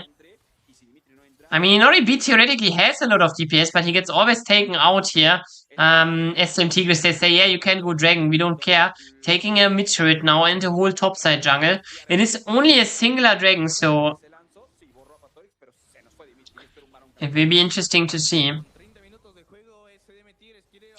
SDM Tigres, they're pushing now the top lane turret in here too. There's no defense here added, so it will be 2 turrets for a Dragon. Making a bit more gold gap. So let's see.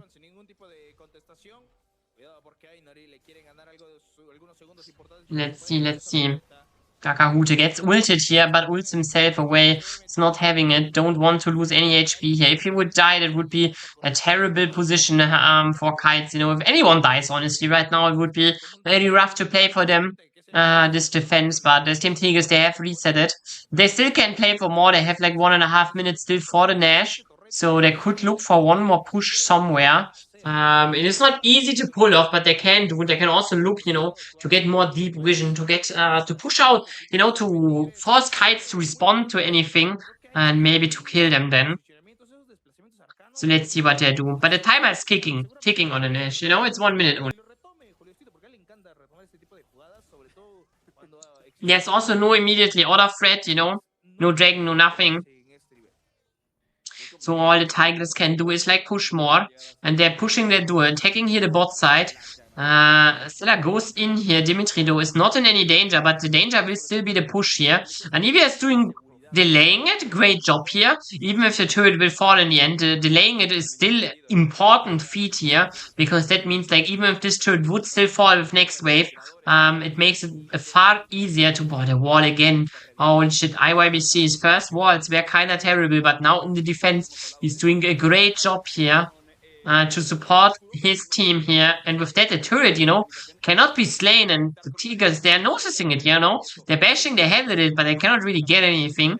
And usually as a competitive team, if you bash your head at something, you should, and you're not getting forward, you should just abandon it, try something else. And we see now the Tigers also retreating. I think they could have retreated a bit earlier, but it's okay. Because I think after the first wall from IYBC, it was already kind of clear that they cannot reach a turret anymore, because they will just wall next wave again, and it's too hard to defend, get to push. That being said, there's no major objective on the map, so them losing it, like the Tigres losing a bit of time, is not really costing them anything. They will just slowly but surely push out the lanes again, and then we will see. Next objective spawn kinda at the same time, and for the Tigres is this time, like, yes, they have gold lead, but it is a tricky situation to manage, because if they would, like, you know, go Nash, then they lose Dragon, you know? And if they go Dragon, then they lose Nash. And, like, you don't want to lose Nash, you know? Still, you would get Soul, so it's, like, not that bad for you, because Soul is eternal.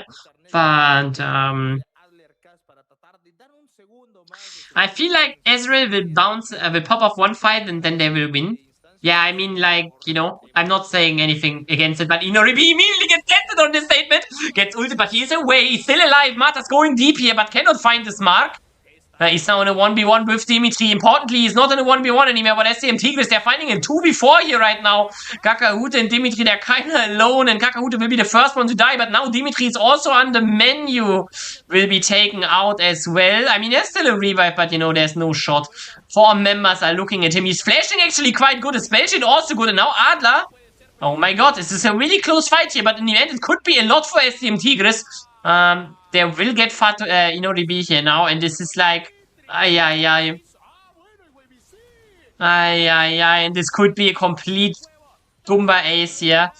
IYBC is also dying. I mean, still Dimitri and Adler, they're surviving, but this fight, it is just a bit jinxed, honestly. Girls Love Elo, a bit jinxed here. I mean, it's also my fault for reading it out loud. And now they're just looking for more, and it's like really hard to defend here for the side of Kites. They're still trying their best here, but in the end it won't be enough. Adler is alone. Gets taken out, Exterminio, and with that SDM Tigres, they're saying, yeah, this Ezreal will pop off. Then we better finish here. Taking it out. Kakahute already respawned. We see Inoribi is also respawning. So if he wants to have his moment to shop rush is killing, okay, Inoribi. You know, if you have to pop up, then now. Now or never. It is now or the game is gone. Let's see what Inoribi can do here. The wave is not that big. It could be theoretically defendable, but he needs to be very careful. First turret is falling. Second turret has the wave actually. Doing great here, but now the depth shaft is hitting. Inoribi is dropping low, but Marta's probably will lose his life for it. Maybe, maybe not. Lacasse is now there too. The turret is on the menu. Will be popped out, and I don't think that IYBC and Ala can defend the damage on the Nexus. Just too big. Dimitri response ults in, but it is not enough. SDM Tigres in the end, they take the Nexus, they take their first game, and they start the series here on a great start, honestly. Great game for them. GG VP.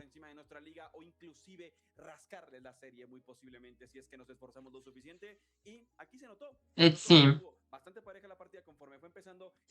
I think, like, here's one comment. Kites should never lose late game with this comp, and I agree to a certain point, but I think it is, in a 5v5 I would agree, but it's like, it is so, like, you know, we have to consider this is tier 2 Latam, you know?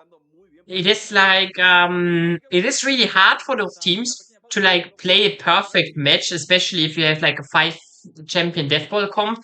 They usually struggle this, so, you know, I think it is like, yeah, I think, like, I think the carries here were, like, really out of their match in this first game for Kites. I think IYBC and Inoribi, but IYBC, he's not stepping too far up, you know, but he's also not dealing enough damage with Inoribe, you know, just being catched every situation. With that said, we will go into a short break. You know, you see the timer and do I go this? Yeah. And after the timer, I will be back. Okay? Be right back.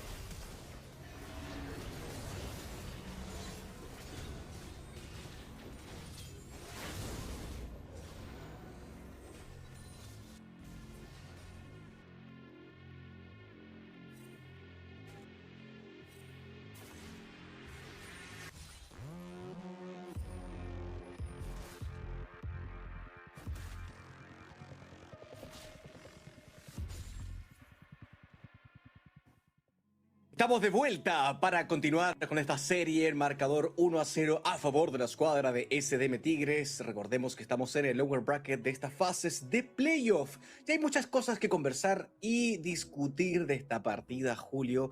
Bastante tediosa desde mi perspectiva, un poco chicle, la verdad, y con un draft planteado desde Kids bastante dudoso también, amigo. Sí, desde el principio la verdad es que pasó de todo en esta partida, pero nada tuvo mucho sentido, o sea, una cantidad de peleas por ahí. With that, I want to announce my return. Hello, everybody. I am here again. And let's see how the next game goes. I think like here we see like the moments of like last game. And I think like while SDM Tigres, like, you know, in the beginning Kites they could kind of hold their own, but then SDM Tigres just slowly but surely they dismantled them. But I think like the Kites team, they had multiple moments. Oh, this play was so beautiful by Dimitri. Wow. And they had multiple moments where they could just bounce back into the game, but they in the end just didn't manage to. So I still think they have the potential for having a series, you know, it's like really big. But so far, you know, Kites, they kind of have, especially the carries, like especially Inoribi, had like a really bad first game. So he has definitely has to bounce back here into the series, has to find so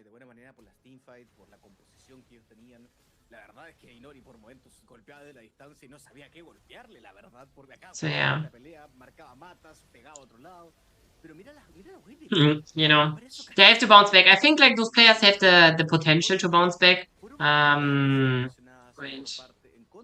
Like I think Inoribe was a very, very big reason why this team even got here in the first place, like, or at least the 4th seed, considering that NCG was not there. Anyways, like, you know, you only had to be better than Polar Squad to get into playoffs. But if NCG would have been not disqualified, then Kites would still have made it. And I think Inoribe was a big part why they have done it. So there's definitely potential here. We see the damage gap. I think like funny that it's really like Inoribe still did like a lot of damage, even though he kind of looked rough. I think a big problem was also that IYBC, while not like dying too often and shit, he was like just dealing 0 damage after a great laning phase, honestly. He could just not find a way into the game, so.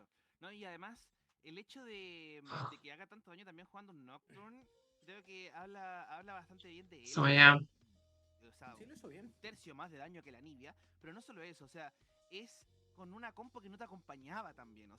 So, I want to check something on Google while I was on toilet. I had a thought and I have to Google it. Sorry. I will be thinking about this.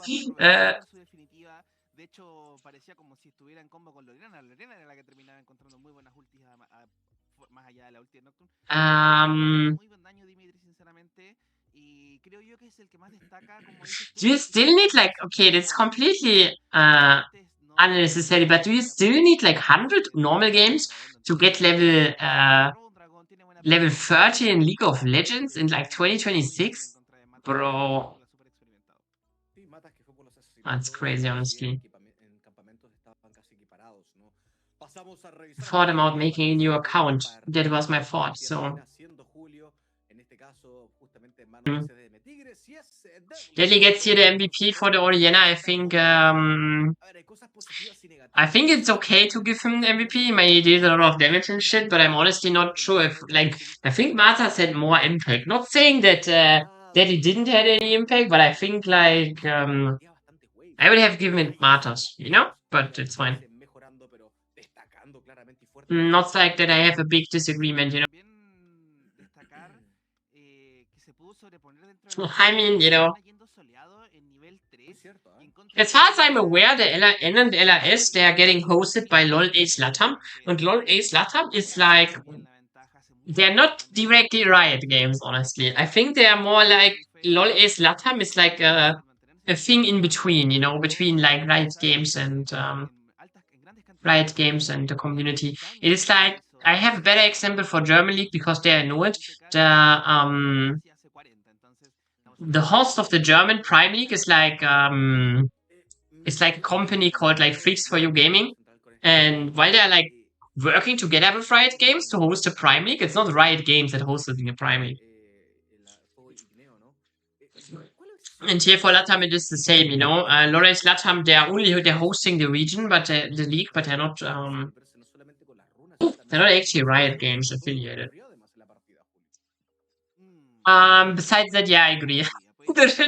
Martha should have gotten MVP. I think that it's such a hard Nafiri game too, you know? It's not like that he had like fantastic damage, you know, fantastic KDA, fantastic kill participation.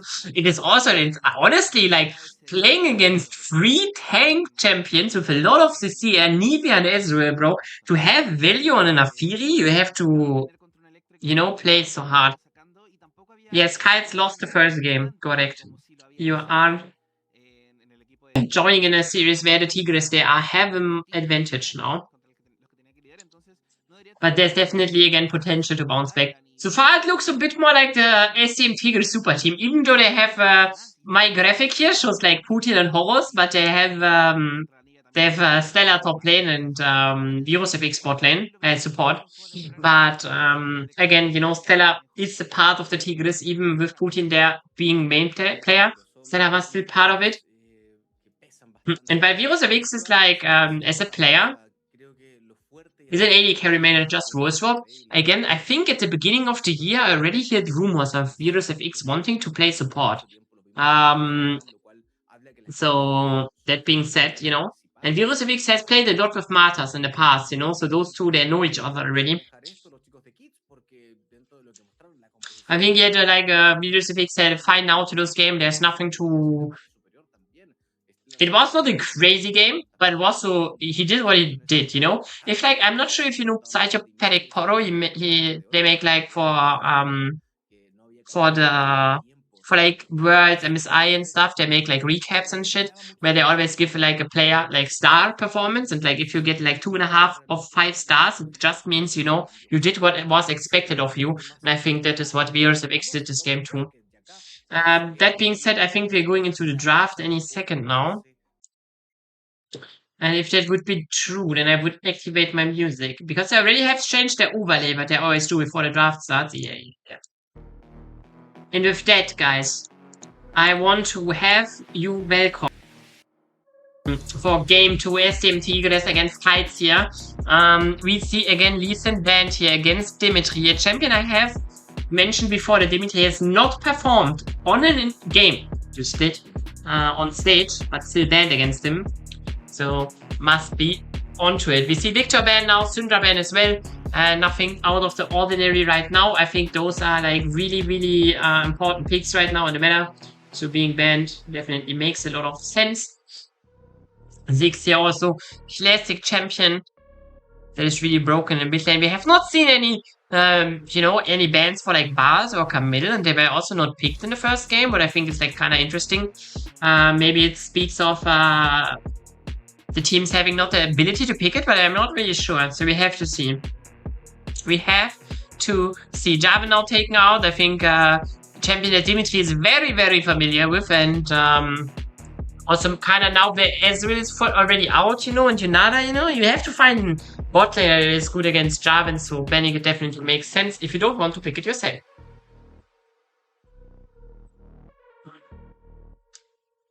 So, let's see. Cassiopeia now taken out as well. Nothing too crazy. We see a Vi first pick. I'm a big Vi first pick hater. This is like Nocturne, like Nafiri first pick. SDM Tigres, they're just picking junglers first, where I say, bro, why are you picking this, bro? Those champions are so easy to counter. But Kites, I think last game, while their draft was okay against the Nafiri, they kind of really not put it out. So, let's see. We see Shyvana answer here immediately for Dimitri. I think like the other top jungler in the region, Grell had a completely 1v9 stomp game on the Shyvana. I think Shyvana into Vi is like a really good matchup. Though picking it that early might be still a bit rough. I think Rakan also perfect champion. And it also, you know, maybe opens your way for picking Zarya. Zarya is also really good into Vi. Lucian, Milio now picked on the other side. I would I assume you pick AD carry here. It is Desire.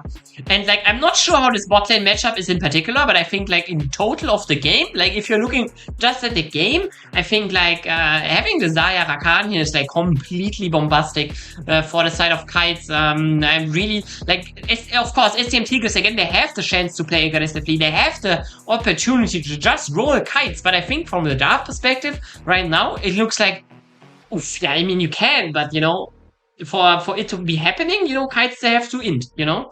And last game it worked kind of out, at least on the Nafiri department. You know, Nafiri did a lot of work, so. But let's see.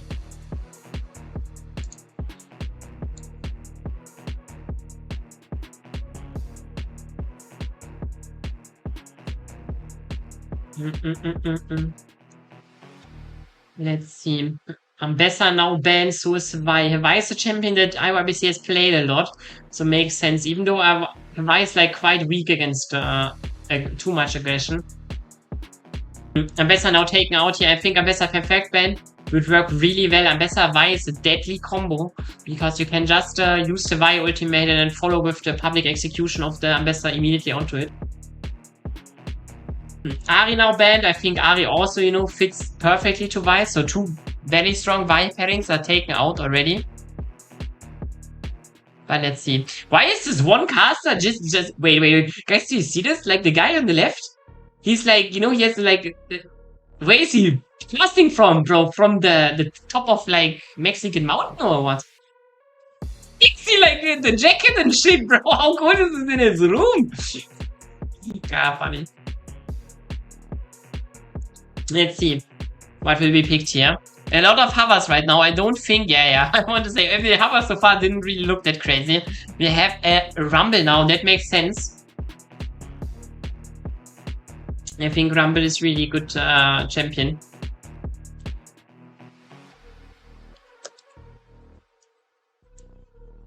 So.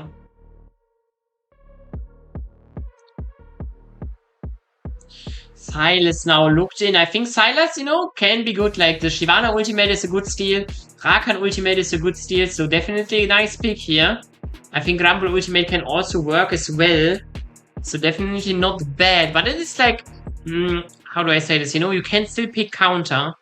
If it's like, you know, if it's Silas mid lane, you can pick counter. You know, but if it's Silas top lane, you know, I'm not sure if this is playable against Rumble, but maybe it is, you know. But with an on hover here, it might just not be. I would like the on here, honestly, for the comp of the Tigres. It makes them very aggressive, you know, very forward going comp here. And again, this can be hard against like champions like Zaya, champions like Shyvana and Rakan and stuff. But it's definitely not impossible to brute force their way in. Let's see how Kites answers this on the mid lane department. There are a lot of champions already out that IYBC likes to play. From the champions that he still plays. I mean, a Gali would be kind of nice here. The sides for Akali. This is the first time we see IYBC against Akali. So, or like not against, but playing in Akali. He is usually only known for control mages. So IYBC is pulling out something new on the table. I really like to see it. Interesting to see if he can pull through, you know, use it or not use it. There is potential, but there's also potential to failure. And with that, we have to see. I think like both drafts are really playable. I kind of like them, but I think like the thing is, again, it is a bit like last game. I think like it is even more like last game played out. You know, in the end, I think Kites they again have a combination of champions where they can just, you know, if they play it clean, it will be so hard for the side of Tigres to really go in. But on the other side, SDM Tigres, they have brute forced their way in last game, and they have the perfect combo to do it again. So, if you have seen the first game and you think, wow, SDM Tigres, they looked so much better, I think they have the perfect comp to leverage the fact that they looked so much better. But, yeah, the clothes, no? Bro, this one guy is just sitting there in a bathtub mental thing, and the other guy is like looking like he's sitting on the mountain, like in snow. He's like complete winter clothing. So funny. They should know that they're on cam. Obviously, that's the reason why I'm not having a cam, you know, because then you would see how stupid I would look, you know, so easy peasy. It is a best of 5 today, by the way. So even if a team wins, you know, you see like the little dots above the team logos. It shows you how much games a team needs to win. It is best of 5, guys. No. Yes, it's best of 5. It is best of 5. Actually, I mean, I have like I cannot really do a Lulu cosplay. I mean, I have a witch hat, but Lulu's witch hat is like really, really unique. So.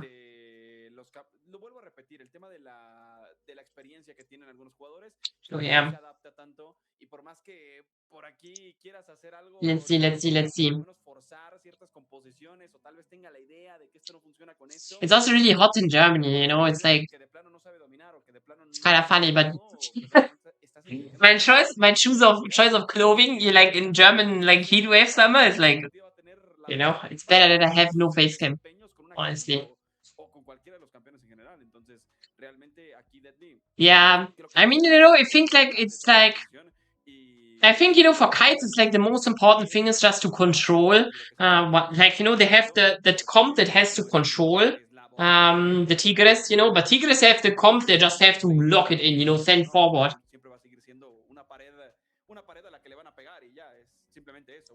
Kali is a bit of a curveball here in the comp, but we have to see. That being said, we're going into the second map of today. It is the Tigres against Kites Esports. SDM Tigres, they have won the first game. They're getting revenge against Kites here. Kites on the last day of regular season kind of rolled them over. But now in the playoffs, again, who is ever losing this series in the end is out of playoffs, and for that also out, you know, out of their year, you know, it would be the end for them. Whoever continues to do, like to win would get into the lower bracket next game. I'm not sure who they would face the winner of the other series that we have next week. So I'm not sure right now who is it. It's like Freebie team against someone. Against Lion Academy. Holy shit.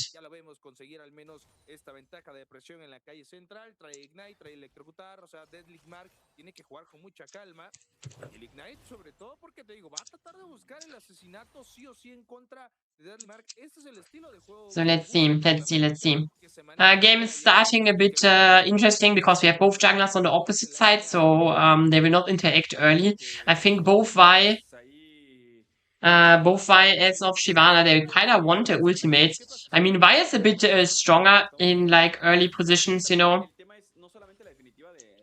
Because she has like mobility, she has like CC, you know, she has also relatively good upfront burst damage with like, you know, with like Q auto take E reset, you know, it's like really fast. But we see on bot lane again a lot of aggression here. Summoner spells are invested.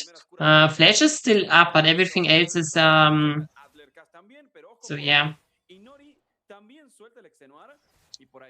So yeah.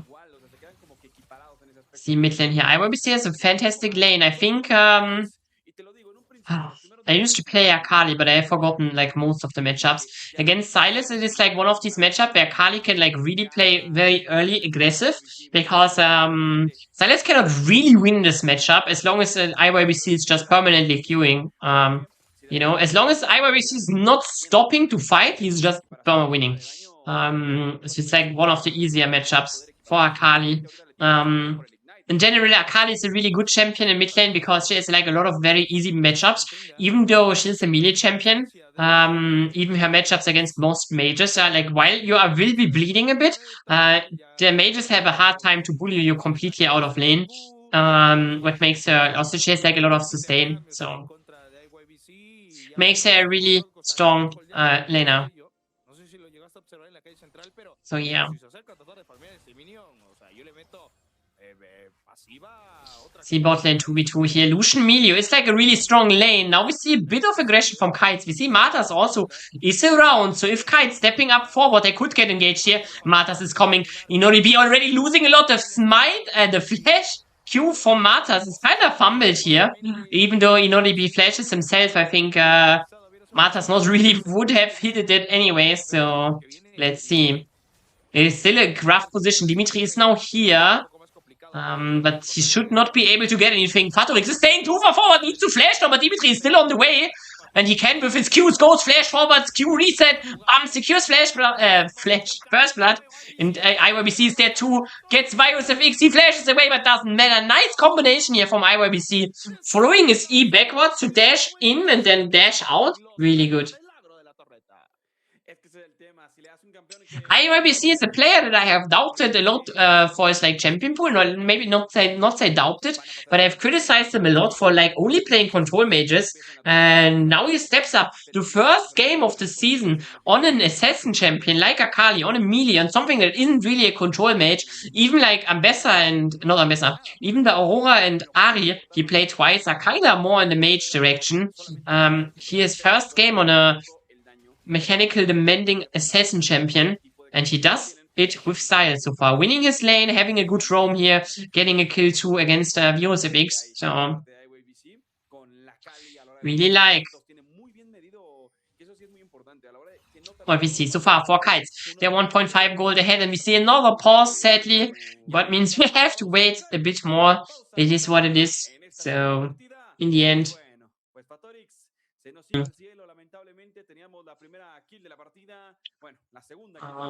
yeah, it's again a pause from the Tigres. They have last game pause too, so we have to wait a bit more. If you ask yourself, someone says KitKat break, but in Latam we have the Botanera break, you know?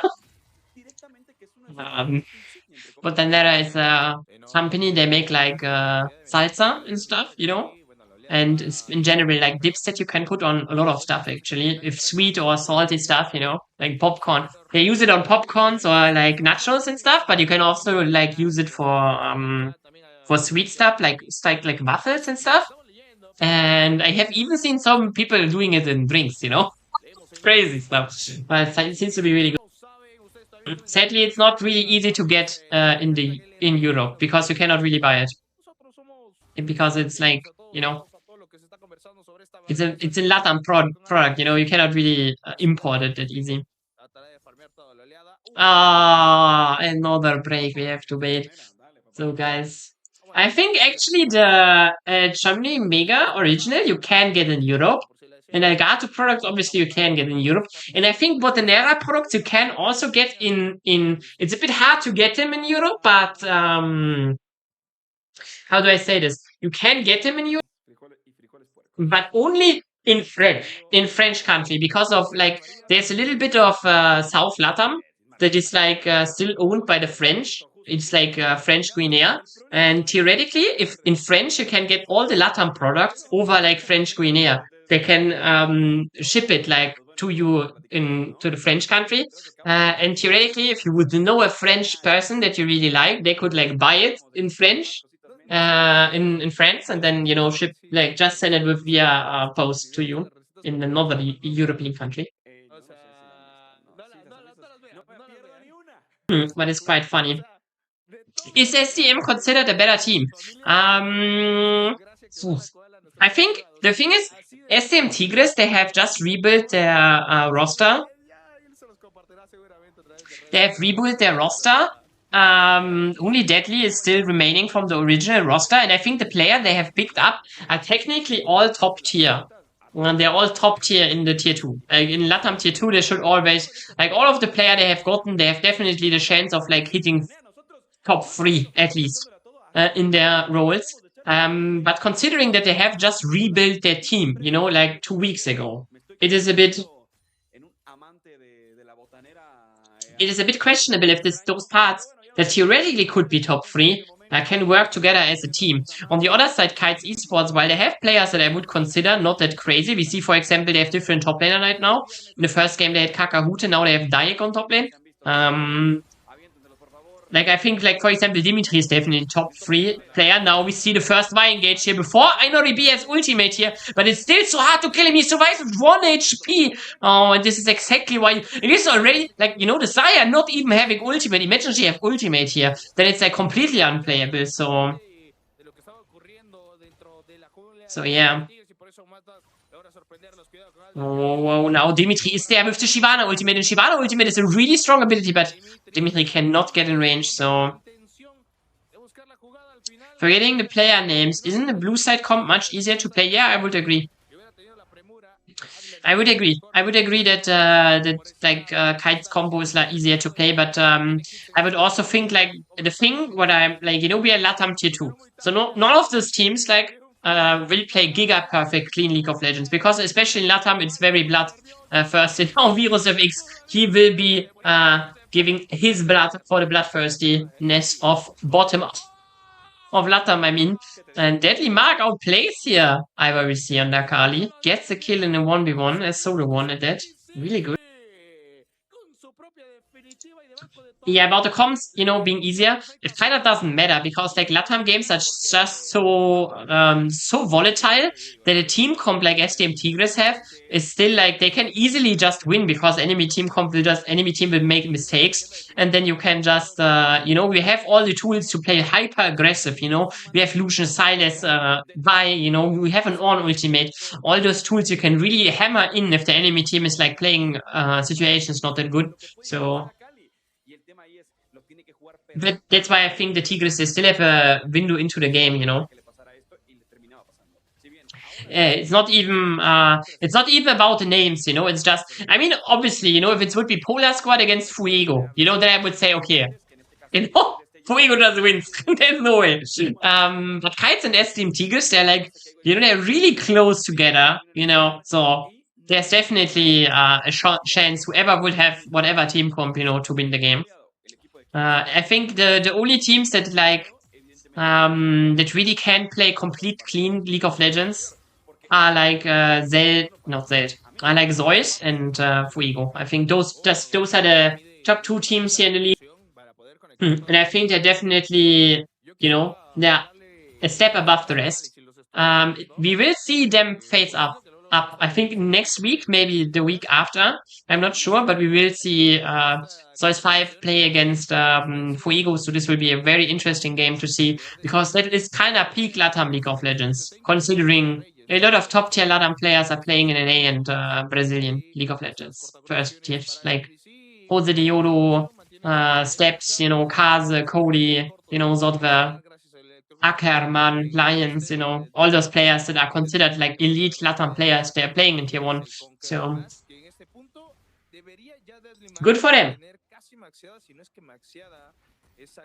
Good for them. Besides that, Kites again having a slight lead here. We see On is a champion, you know. Rumble is like a good blind pick, because you can always do like stuff with Rumble, you know. You can always play like good lane, you know. He's very strong against a lot of champions, but Rumble is not as good as he was like 2-3 years ago, where it's like unbeatable blind pick. I think especially tanks usually these days are like really strong against Rumble, because they can just itemize so quickly against him that he kind of cannot you know, hold up against it. And we already see it, Stella kind of winning lane already after buying 2 items, you know, 2 components, by the way, not items. We see a bit of a situationship here in the jungle, but no one can really gain anything. Dimitri gets the camp in the end, and is fine. I'm really happy, like hyped to see next Dimitri's play, because I think Shyvana is like a really, really strong champion. I have actually myself started to play Shyvana a lot when I saw Grell for the first time playing it on stage, because he was like Giga 1v9ing. And I think Shyvana is like actually, as a champion, like her power level is really high right now. It is just one of these champions that when you play her, you just feel like, wow, this champion is just, it is just more tanky than others. It deals more damage than others, you know? So really, really strong champion. And Dimitri also already looking pretty strong here. 900 gold lead. He has like the biggest gold lead in the entire game here, and also the most important one.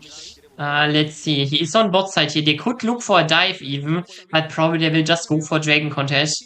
IYBC is a bit in a pickle, but gets out. It's fine. If that Kites, they will look for a Dragon here. Importantly, you could say, yeah, but SDM Tigres, they're kind of in the position to contest this. But I think against the Dimitri ultimate, you know, it will be really hard the dragon form of Shyvana is really strong, but I think SDM Tigres, they're looking for it anyways. Deadly has Shyvana ultimate now as well. Dragon is stolen here by Martas, really good, and Dimitri cannot really find an angle to ult here. His team just gets engaged here. Inori B drops a lot low, but now Deadly Mark is getting Shyvana ulted himself, losing a lot of HP. On ultimate is coming just in the right moment. Dayek here, Stella, finds it in the right moment with that. Inori B can fall again. It has flashed here, could have flashed honestly. To survive, but in the end it is a great steal by Martas, even though, and a great kill in the end for against Inori B here.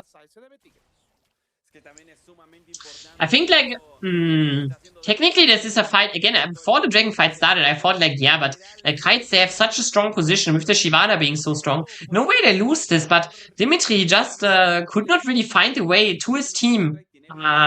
So. And then SDM Tigres, they just had a lot of time to work on the members of Kites without Dimitri, their strongest member, really putting work in. And then we also saw Stella just teleporting in the end. You know, didn't change too much because the teleport was really late, but kinda made the save impossible. The position impossible to Kites to in any form or way bounce back here. And this is exactly what I mean. You know, if Kites position themselves not good, if Kites make any opening for the SDM Tigres squad to just throw it in, they can throw it in, and they will. So let's see. Niger, what do you think about Milio items? Because he said, depending on items, he will be useless. What are items you would like to see Milio buy? If you say this in chat, yeah. We only have to explain yourself. I wanna hear. Besides that, you know, Kites, they're still bouncing. They're having a slight gold lead here, but it is shrinking.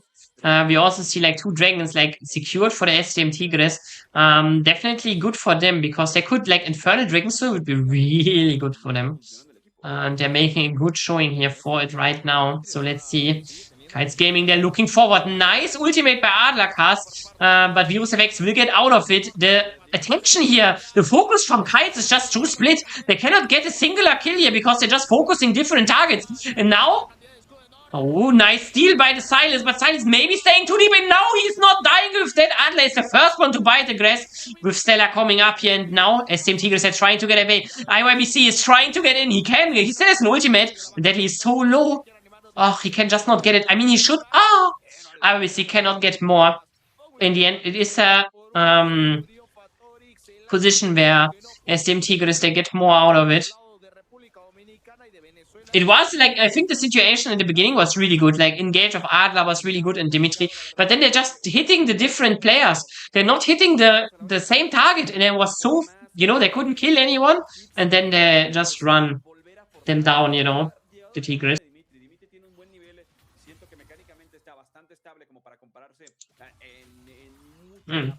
Okay, I see.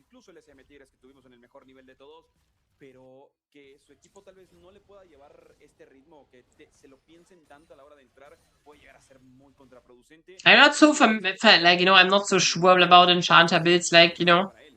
I'm not sure how impactful like items like Helios are right now. So you could be right, but you could also be wrong. I just want to make sure that you know that I have no clue. But I think like in general, items like Locket are really good, you know. I think Battlestorm could be especially great because you can kite out Shyvana ultimate easier, but it's like kind of nice.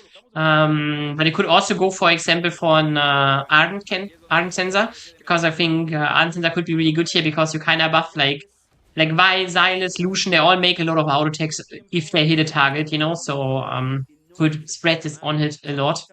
So this could be also an option.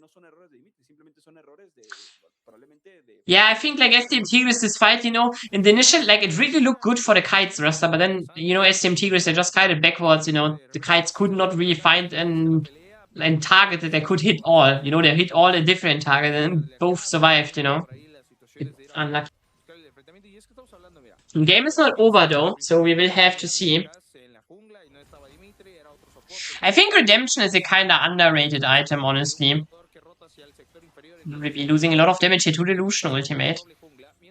Dimitri needs to be careful here. He's fighting, but Mark, Deadly has now his ultimate as well. Matas, and with this, the Dragon position is now a lot better already for the SDM Tigres roster because Dimitri's Dragon form is running out. Now we see the engage of Matas here. Will also find the first kill. Nice Shivana ultimate here by Deadly. Inori B is 1 HP in the end. He will burn out, and now we see can get 1 here, but can he get more? He's looking still, but he gets also chased here. Let's see. Can he get his way as well, or will this be a clean ace here? Not a clean ace, but an ace here for the side of SDM Tigres. The answer is yes.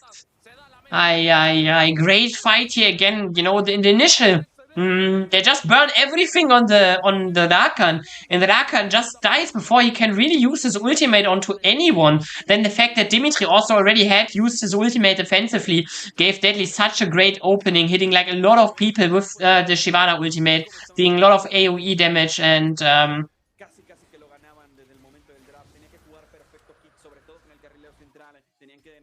I know that some websites have the no delay, but the cast is delayed. Like it's not like that I can make it. You know, I cannot be more in the future. Maybe like 1-2 seconds, but I cannot be. You know, I know that some websites or some shit they show stats. Oh, we see here Catch Adler tries to run away. Deadly is chasing here, but maybe finds his mark here. But also Dyke is outmatched here. Not really finding anything. So I would kindly ask you to not spoiler. If you know have a website or some shit where it is like stats are shown a bit more, then please don't ruin the excitement here. Dimitri again has to ult defensively, and Martas is just running so fast. They're so angry. Dimitri is now catched up. There's no way he's surviving that. Inori B cannot help him either. So yeah. Let's see.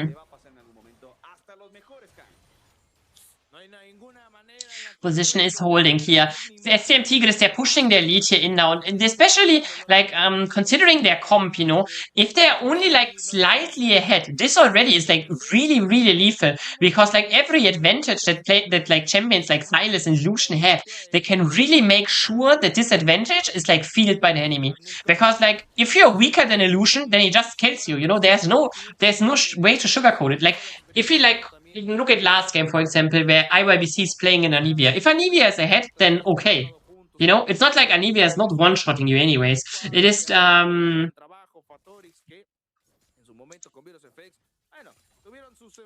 it's like, you know, it's like, it's not like the, it's not like Anivia can one-shot you, you know, but champions like Silas, like Lucian, like Vi as well, they just, if they are ahead, they kill you. There's no, you know, they just run you over, they kill you. And we see the lead here is coming in. Shivana ultimate can make or break against Silas. I think it's crazy how good Shivana ultimate is on Sylas, actually. I think the issue here, what I think Dimitri has in this game is that he's always getting attacked by Deadly. And then he's fighting with Deadly, but in human form, Shivana just gets completely bodied by the Silas, and then Dimitri has to ult kind of defensively. And Deadly just sees his ultimate and uses it better because his human form is just, you know, his Silas is just better than Shivana without ultimate, you know? So yeah. I don't think IYBC is the problem this game, honestly. I think this game on Nakali is kind of doing fine here now. Another engage is found, but so far cannot find anything yet. This time, Adler is surviving. First kill is getting in here. Adler finally out of it. Great engage here by On. Dimitri will be taken as well. The ultimate is now coming in. Feathers by Inori B are really good, but IYBC is looking at the potentially pentakill here. Assassinato triple already secured. Now kill for Fatorix. Not for Fatorix, for Inori B. And in the end, On will be dying too. Stella, there's no way to get out here. Is taken out, and great fight for by the SDM Tigres. And this is exactly what you want to see by the comp, you know? This is exactly what you want to see. There's just one chatter coming in saying, yeah, EYBC having bad day, and then IYBC says, yeah, fuck you, bro.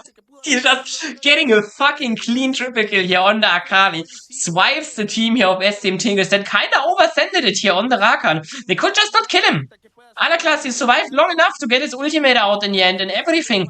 It is, But I agree, SDM Tigres comp, you know, if they get an opening, then they can send it deep and win, you know, but if there is no opening and they're still sending it, then, you know, Kites comp, there has every tool in the world to just contest the fight. Wait. So yeah. No, I'm Momo, sorry, I don't want to flame you, you know? It was just funny that you said that he's playing bad and then I obviously just cleaned the fight, you know? I'm not, no flame. All good.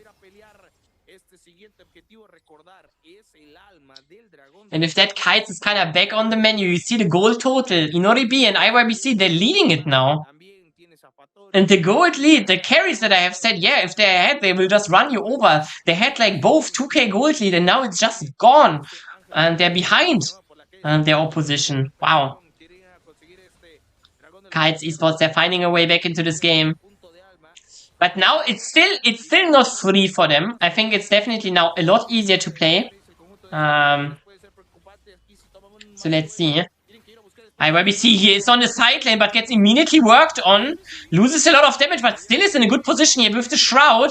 Is not dying at all, and now the fight is going out here. It's kind of hard to see who wins, but Kites in the end, they're just losing it again immediately. The flank here. Even though, like, IYBC was, like, you know, not really dying, but I think his flank was still a bit of over the top here.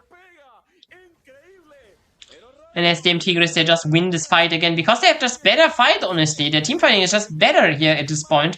The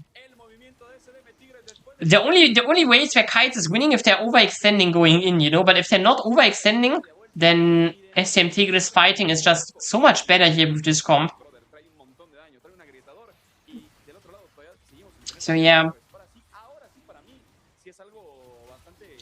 Just gotta be unthrowable. Famous last words, honestly. Because there's still no big gold lead. I mean, there is a Dragon Soul. Dragon Soul is like, you know, you could say it is a bit like a gold lead, you know, having Dragon Soul. Because every fight it will just be more damage, but you can see Kites immediately on the Nash here. But this could be desperation, honestly. It's not like that the members of SDM Tigres are so far away. Silas will teleport in here. 10k on the menu. Let's see. Silas is teleporting. Still far away. 6k on the menu. It is really close. But Marta's already stole one. This time he cannot stole. It's really deep alone in here. Cannot be slain so far. We see Deadly now in it. Really deep here. Kites is really spread out, so is SDM Tigres. But it might be... Oh, this time Kites, they're finding one spot where they're stronger here. IYBC has died, but the fight is not over. Virus FX here in the 1v1 with Inoribi. But he has no AD carry on this team, so it's really hard. Matas finds here the kill. Adler dies. With that, Kites, they have to run away again. They still have Nash, but if they lose more members, they can never use it. And I think Dimitri, he has no Dragon Form anymore. So he should be dying. But SDM Tigres, they might also just stepping too far forward. Inoribi, and it has no ultimate, and so there's Flash, but he just kills it. In the flamethrower you go and you're dead. Well, on the other side, Stella and Martas, they're doing damage, but now they cannot finish the job. Oh, it is so close. Oh, Milio Q is not hitting. First kill is secured. Stella is going in, but he's too low. It's nothing that can be done. Just double kill here for the AD carry. And I think Vivos he can run. Actually, he can run. Will be getting away. And the SDM Tigres, they're losing the dash. They're also not really winning the fight, right? No, they have lost this fight. It's like so back and forth. Holy shit. They lost the fight, they lost the Nash. And the gotta be unthrowable was immediately proven wrong. From Kites Esports. Getting the Nash here and also killing the Tigres in a very, very chaotic fight. Also, like, you know, members like IYBC, for example, that really early. Crazy that Kites could still bounce back into this fight. Now they can still use the Nash. Yes, they have lost 2 Nashes, but having it on Zaya, you know, and Daik is like the most important members, honestly, to have it on. So let's see. We see Deadly is pushing side lane here, so... Also crazy damage from Daik last fight. Let's see. Oh, an ultimate is coming. SDM Tigres, they're sending it in. Inoribi immediately gets taken out. He has no ultimate, no flash. And with that, Faturix just one-shots him. Easy peasy. No sweat. Faturix just rolls him over. Ay, caramba. Inoribi really not his day today. Ay, ay, ay. Just gets taken out. And Kites Esports, they're looking for something. Still on the side lane, but on mid lane, they're losing now. But, you know, makes their Baron power play a lot weaker here. Again, it's not the end of the world. Position is still fine for them. Even though Fatorix died here. I mean, he had no flash, no ultimate. You know, it's really hard to survive. The game stays really tight here. Both teams. They're having an argument for winning this game. But it is really hard. Right now, no major advantage can be gained. Only like slight back and forth advantages. But no really nail in the coffin advantage can be found here. Whoever gets Elder Dragon wins. Well, you know, I'm not saying no. I'm not saying no, but you know, it's Latam. They could, you know, this season is so close. You know, I think even with Elder Dragon, they might not just winning because there's still a lot of turrets here for both teams. You know, whoever gets Elder Dragon could still be put out. And I think Kids, to the point that Kids has no damage, I would also disagree. Like, they have a lot of damage. Like, the Rumble deals a lot of damage, for example. The Shyvana, the Akali, you know, the Zarya also deals a lot of damage. So if they're getting to hit, they deal a lot of damage. So let's see. Let's see.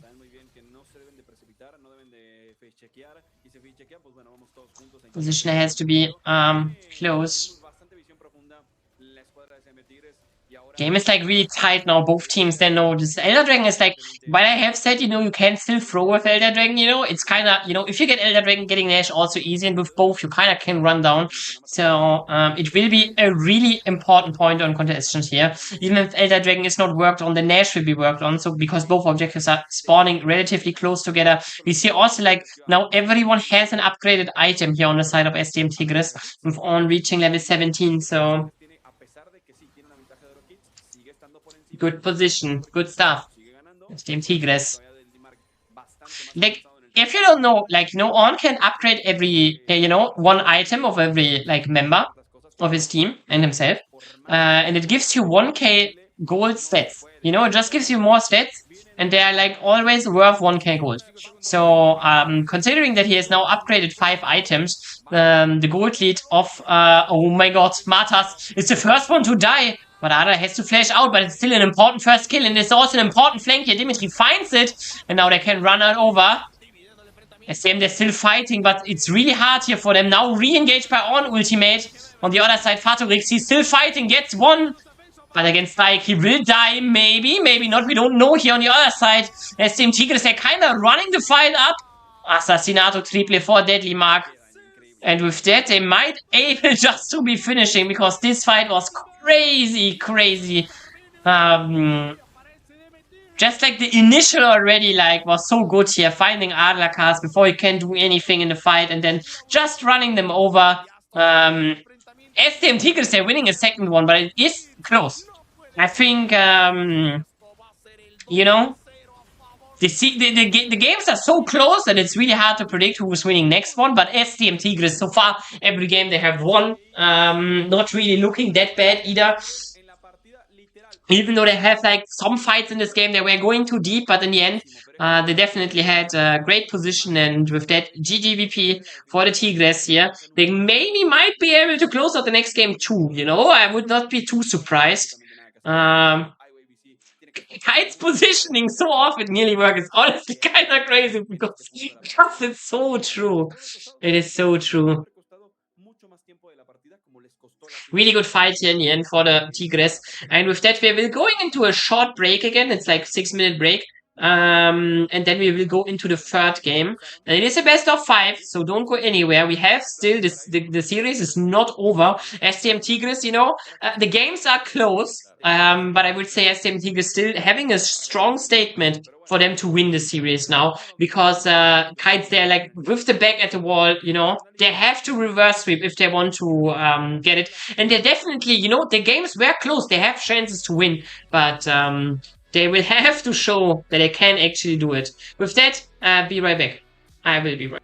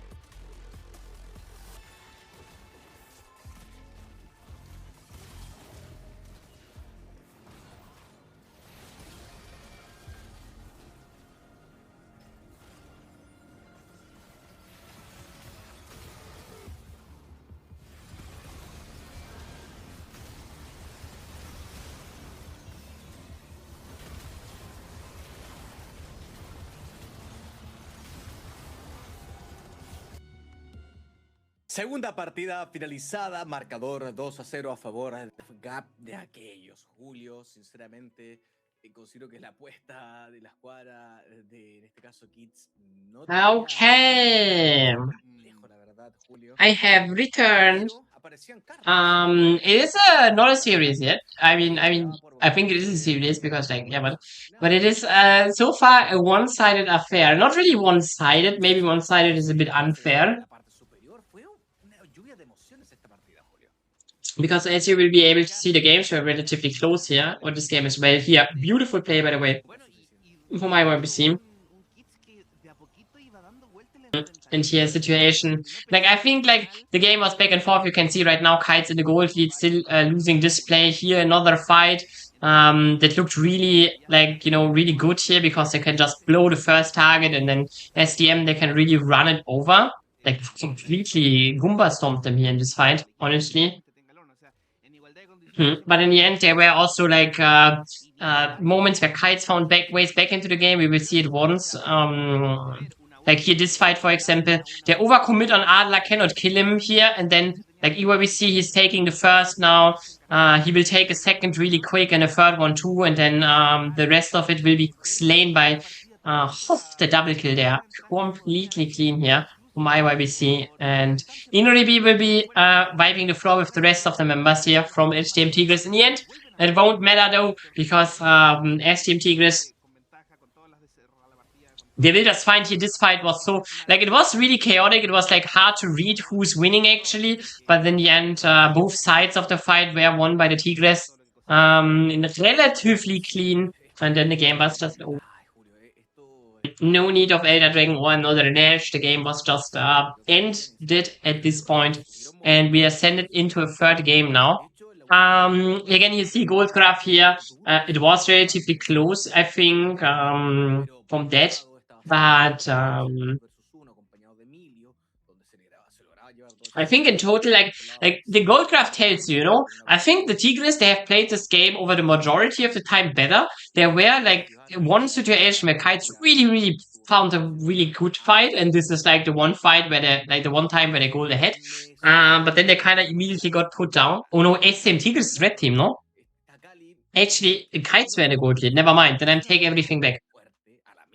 But it kind of feels like the SDM Tigres roster, they were more in control here, honestly. So yeah. We have to see. Deadly gets another MVP here.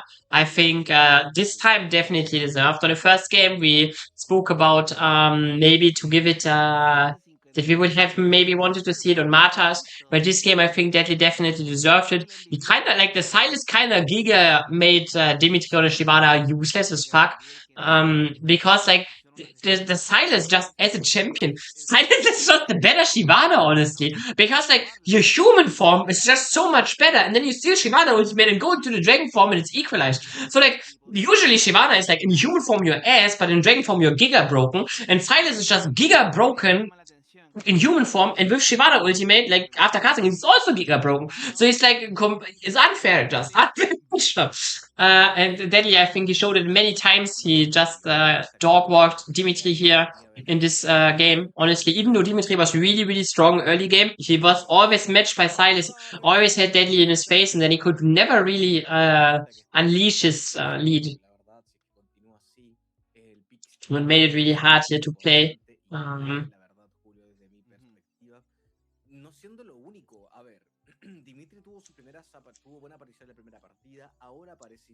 So yeah,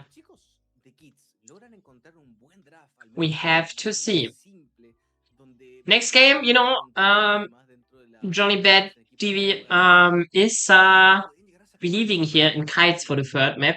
I think, like, you know, Kites could definitely bounce back in this area, considering how relatively close those games were. But I think if there's another draft that is, like, only slightly for SDM Tigres winning, then, you know, I would not believe in Kites anymore. I think the Tigres just having them at a leash here. Let's see. Bans going in. We have a Corgi ban. We have a Bard ban. Finally, Bard is mentioned in this series. Decent ban against Dimitri again here. Third time. Rice ban now also put out against IYBC. Definitely something. It is understandable. Let's see what Kites is also taking away here. Next. In this maybe final pick and ban of the night. Maybe. Maybe not. Let's see. We have to see. And taking their time, I mean, they're with their back at the wall. Kites, they were in the past like a team that got really a lot of wins that they shouldn't have won by crazy strategies. Like, for example, by putting Inoribi top lane and stuff. So maybe, maybe Kites, they just will put crazy stuff out now. We also see Kakahute again. Dyke is on the bench again. Not really played that bad on the Rumble though, it must be said. Syndra now another ban against IYBC. Again, he's a control mage lover. He played it good on Akali, I must say, but still control mages are definitely his bread and butter, and they are taken away for now. Let's see what the first pick for Kites will be. Cassiopeia open would be a control mage. Perfect first pick here, honestly. Is secured now for the side of Kites. Theoretically, you can flex pick it. Inoribi could play it bot lane. He hasn't played it earlier in the regular season or anywhere. So I'm not really expecting it, but it doesn't need to mean that it cannot happen. On the other side, Tigres, they're probably answering right now with priority picks. Like Leona, for example. Leona, great priority pick. Especially considering only Rel is really up there as an engaged support. Or Camille, honestly. Camille could definitely do some work here. But Leona, I think I like her against that. So securing Leona here is definitely good. You could theoretically secure an AD carry already. You could also answer mid lane. Both would be options. You could also secure a jungler. There are not many crazy junglers left. But deciding for Victor here. Victor would be a good pick. Because it's like, it's flex pick too. It's like you can theoretically still play it bot lane, you can play it into Cassiopeia. Against Cassiopeia it's a bit rough because Cassiopeia can just run you down early. So the laning phase is like a bit rough for Victor here, but it's definitely fine. On the other side, we will probably see answers now. I think you want to secure support here, definitely, so it's not getting banned. You might also want to secure a jungler. Those are things I would look at here. You could also just secure complete bot lane. But I don't think you will see a like top lane blind pick or anything like this. Shen here is a really good pick into the Leona. You know, you can block with the Shen W, you can block Leona Q, for example. This makes it really good, really valuable in the lane. Can be played very aggressively. If Corgi would be open, that would be a perfect pick here. To walk with the Shen together, but it's banned, you know, so it can't be picked. So let's see what Kites will also pick. You know, if you want to look at an aggressive AD carry, you could throw in curveballs like Kalista and Draven, but I think it would be too early in draft. So you probably won't see that. Deciding here for a Pantheon in jungle makes sense, you know. Securing a priority jungler. There's nothing really crazy against Pantheon available. You could pick Poppy here in jungle as an answer. Would not be that bad, honestly. But in LATAM, we have not seen a Poppy yet in LATAM, you know? So I don't think the players are really confident on it. And Poppy also getting nerfed like tomorrow. So I don't think pro players will start picking her now. Wukong is still open though, and he's also perfect answer into the Pantheon because you just can cancel Pantheons, engage with your ultimate, you know, so after level 6 you're kind of stronger than Pantheon in a lot of situations, so I think Wukong honestly just a better champion. Besides that, you know, Pantheon still has a bit more early aggression, you know, his early aggression is burst damage, you know, is a bit higher on single target. So that could be an advantage that Kites could manage to leverage. But let's see how the draft continues. Now we're going into the second ban phase. There are still technically AD carries to be banned and top laners. But it could be both, like, you know, Cassiopeia, Victor, there could be mid, there could be AD carries, so we don't know. So far only top laners are banned. Garen and Vayne have to see the next phase here. I would not wonder if you just see full on top lane ban, honestly.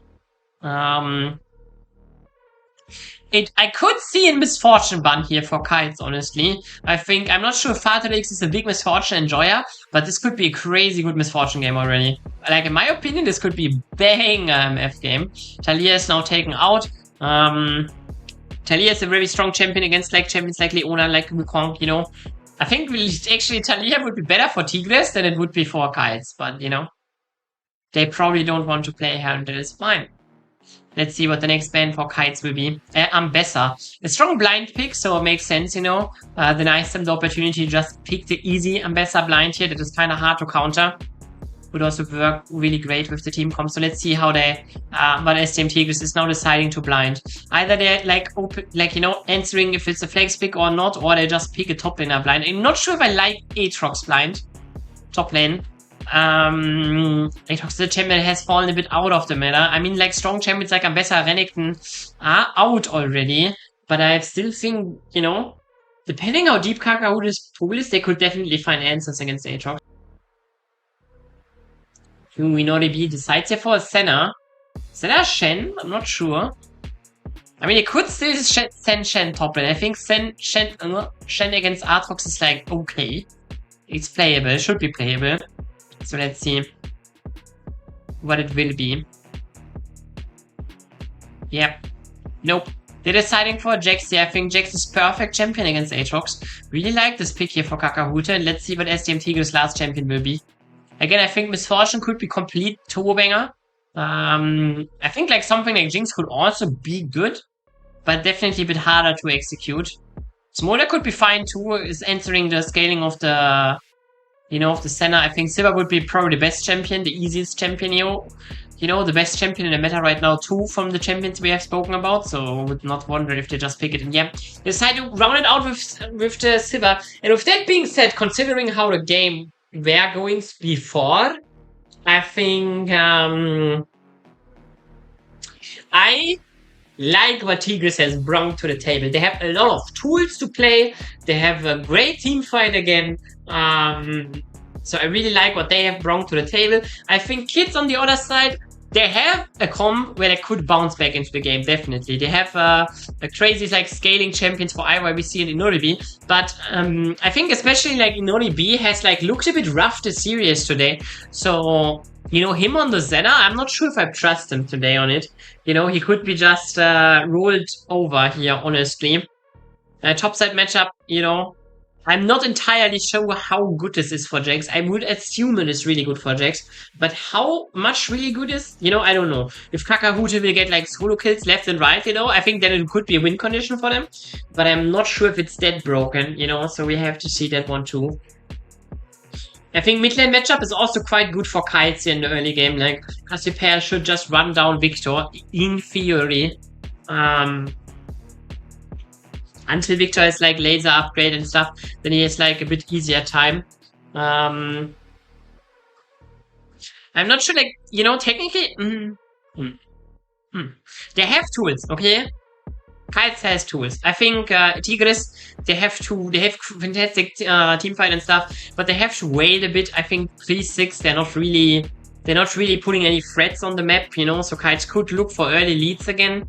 On the other side, after 6, their teamfight skirmish is really, really strong. So if Kites is not getting a really strong lead before 6, this could be a hard game, especially if it drags out. I think Inoribi on the center would be probably too vulnerable.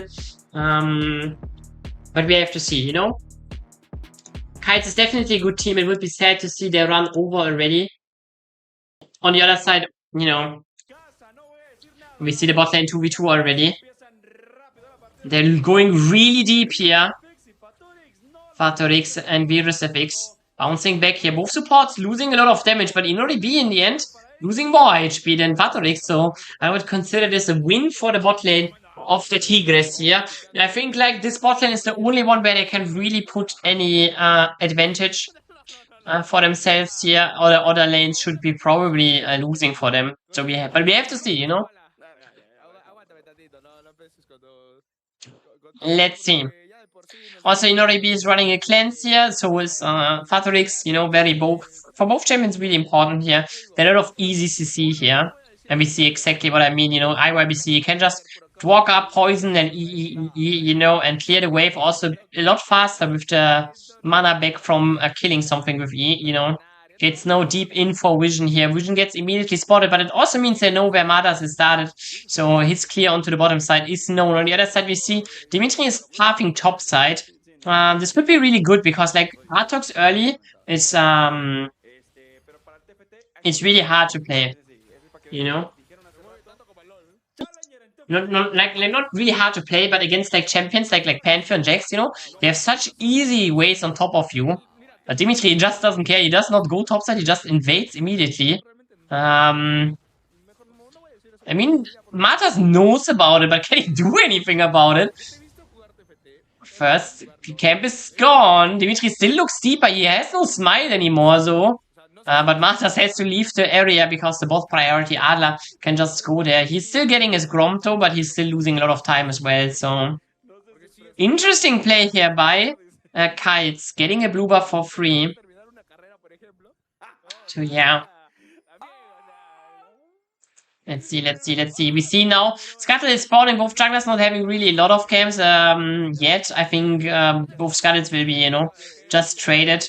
There's not really anything both junglers can do right now. You know, bot lane should be too safe and too hard to attack here for the side of Kites. On the other side, top lane, Artox is kind of close to his turret, so it's like really hard to really get anything there. I have to see. We have to see. Game is taking a slow one. Oh, Kagahuta has missed a mini-million. I have seen it. The Jack skin is honestly looking crazy cool, no? Is this a new one? It looks so sick. It just looks sleek. But Kagahuta here now, I'm talking about the skin, but he just gets put in the grave here, maybe. We can see how his death animation looks. Nah, never mind. Uses his flash to get away. SDM, they could have used the flash to get back in touch, but they didn't. So with that, it is still a rough position for Kagahuta now. Without flash, this top lane matchup will be a lot harder, and we see bot lane trading here. Viosavex finds it, cleanse immediately used, but InnoRB is 1 HP in the end, will not die, and this gives him the opportunity to get a kill here. Primera Sangre now secured for InnoRB. That being said, it was especially for Zena quite nice, you know, getting extra souls. Zena AD carry already has a very, very low chance of getting souls. I think the chance of, like, from a minion getting a soul is like 2% if you, like, kill the minion. So you cannot really getting souls by killing minions. So getting souls by team fighting and killing someone actually matters a lot more here. I mean, it's not only one soul in the end, but it's, you know, the fight before already gave him quite some souls, so. Good position here for InnoDB. Having now better items for the 2v2 as well, so maybe they can leverage this position even further. We see the top lane 1v1 here. Kagahuta, I think, still think should have a good game here, because for Jax it's quite easy to avoid Aatrox Q. Again, another minion he drops. Stella really plays good on the aggression here. Like, really good on his spacing, honestly. Obviously, Shen is going in here. Taunt is used. Virus of X on the menu. Getting a lot of damage here, but still has Ghost and not has Heal and Flash. So it's hard to punish him fully. To blow his life out is really rough. We see. Let's see. Kainz is still holding the position. Having again a bit of a gold lead here. It is not just the first blood, but also just in general a slight differential in CS that is giving the lead right now. But nothing too major is achieved yet. We see the level 6 is now coming in.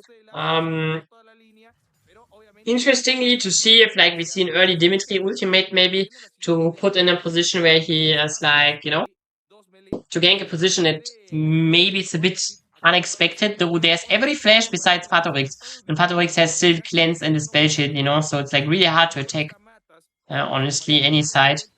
But maybe we see something anyways. Mid lane position is used. Deadly uses his flash, but survives. But he lost his flash, and I think this is exactly what we want to see. Dimitri playing aggressively, uses his ultimate, gets mid lane flash here too. Yes, you don't get a kill, but flash is like on a 5-minute cooldown. It's not like Deadly can, you know. He will be vulnerable, Not just to ultimate of Dimitri, but just to normal ganks as well. So you cannot play the lane as aggressively anymore anyways. And like, IYBC has a really good position to run him down anyway. So we will see now.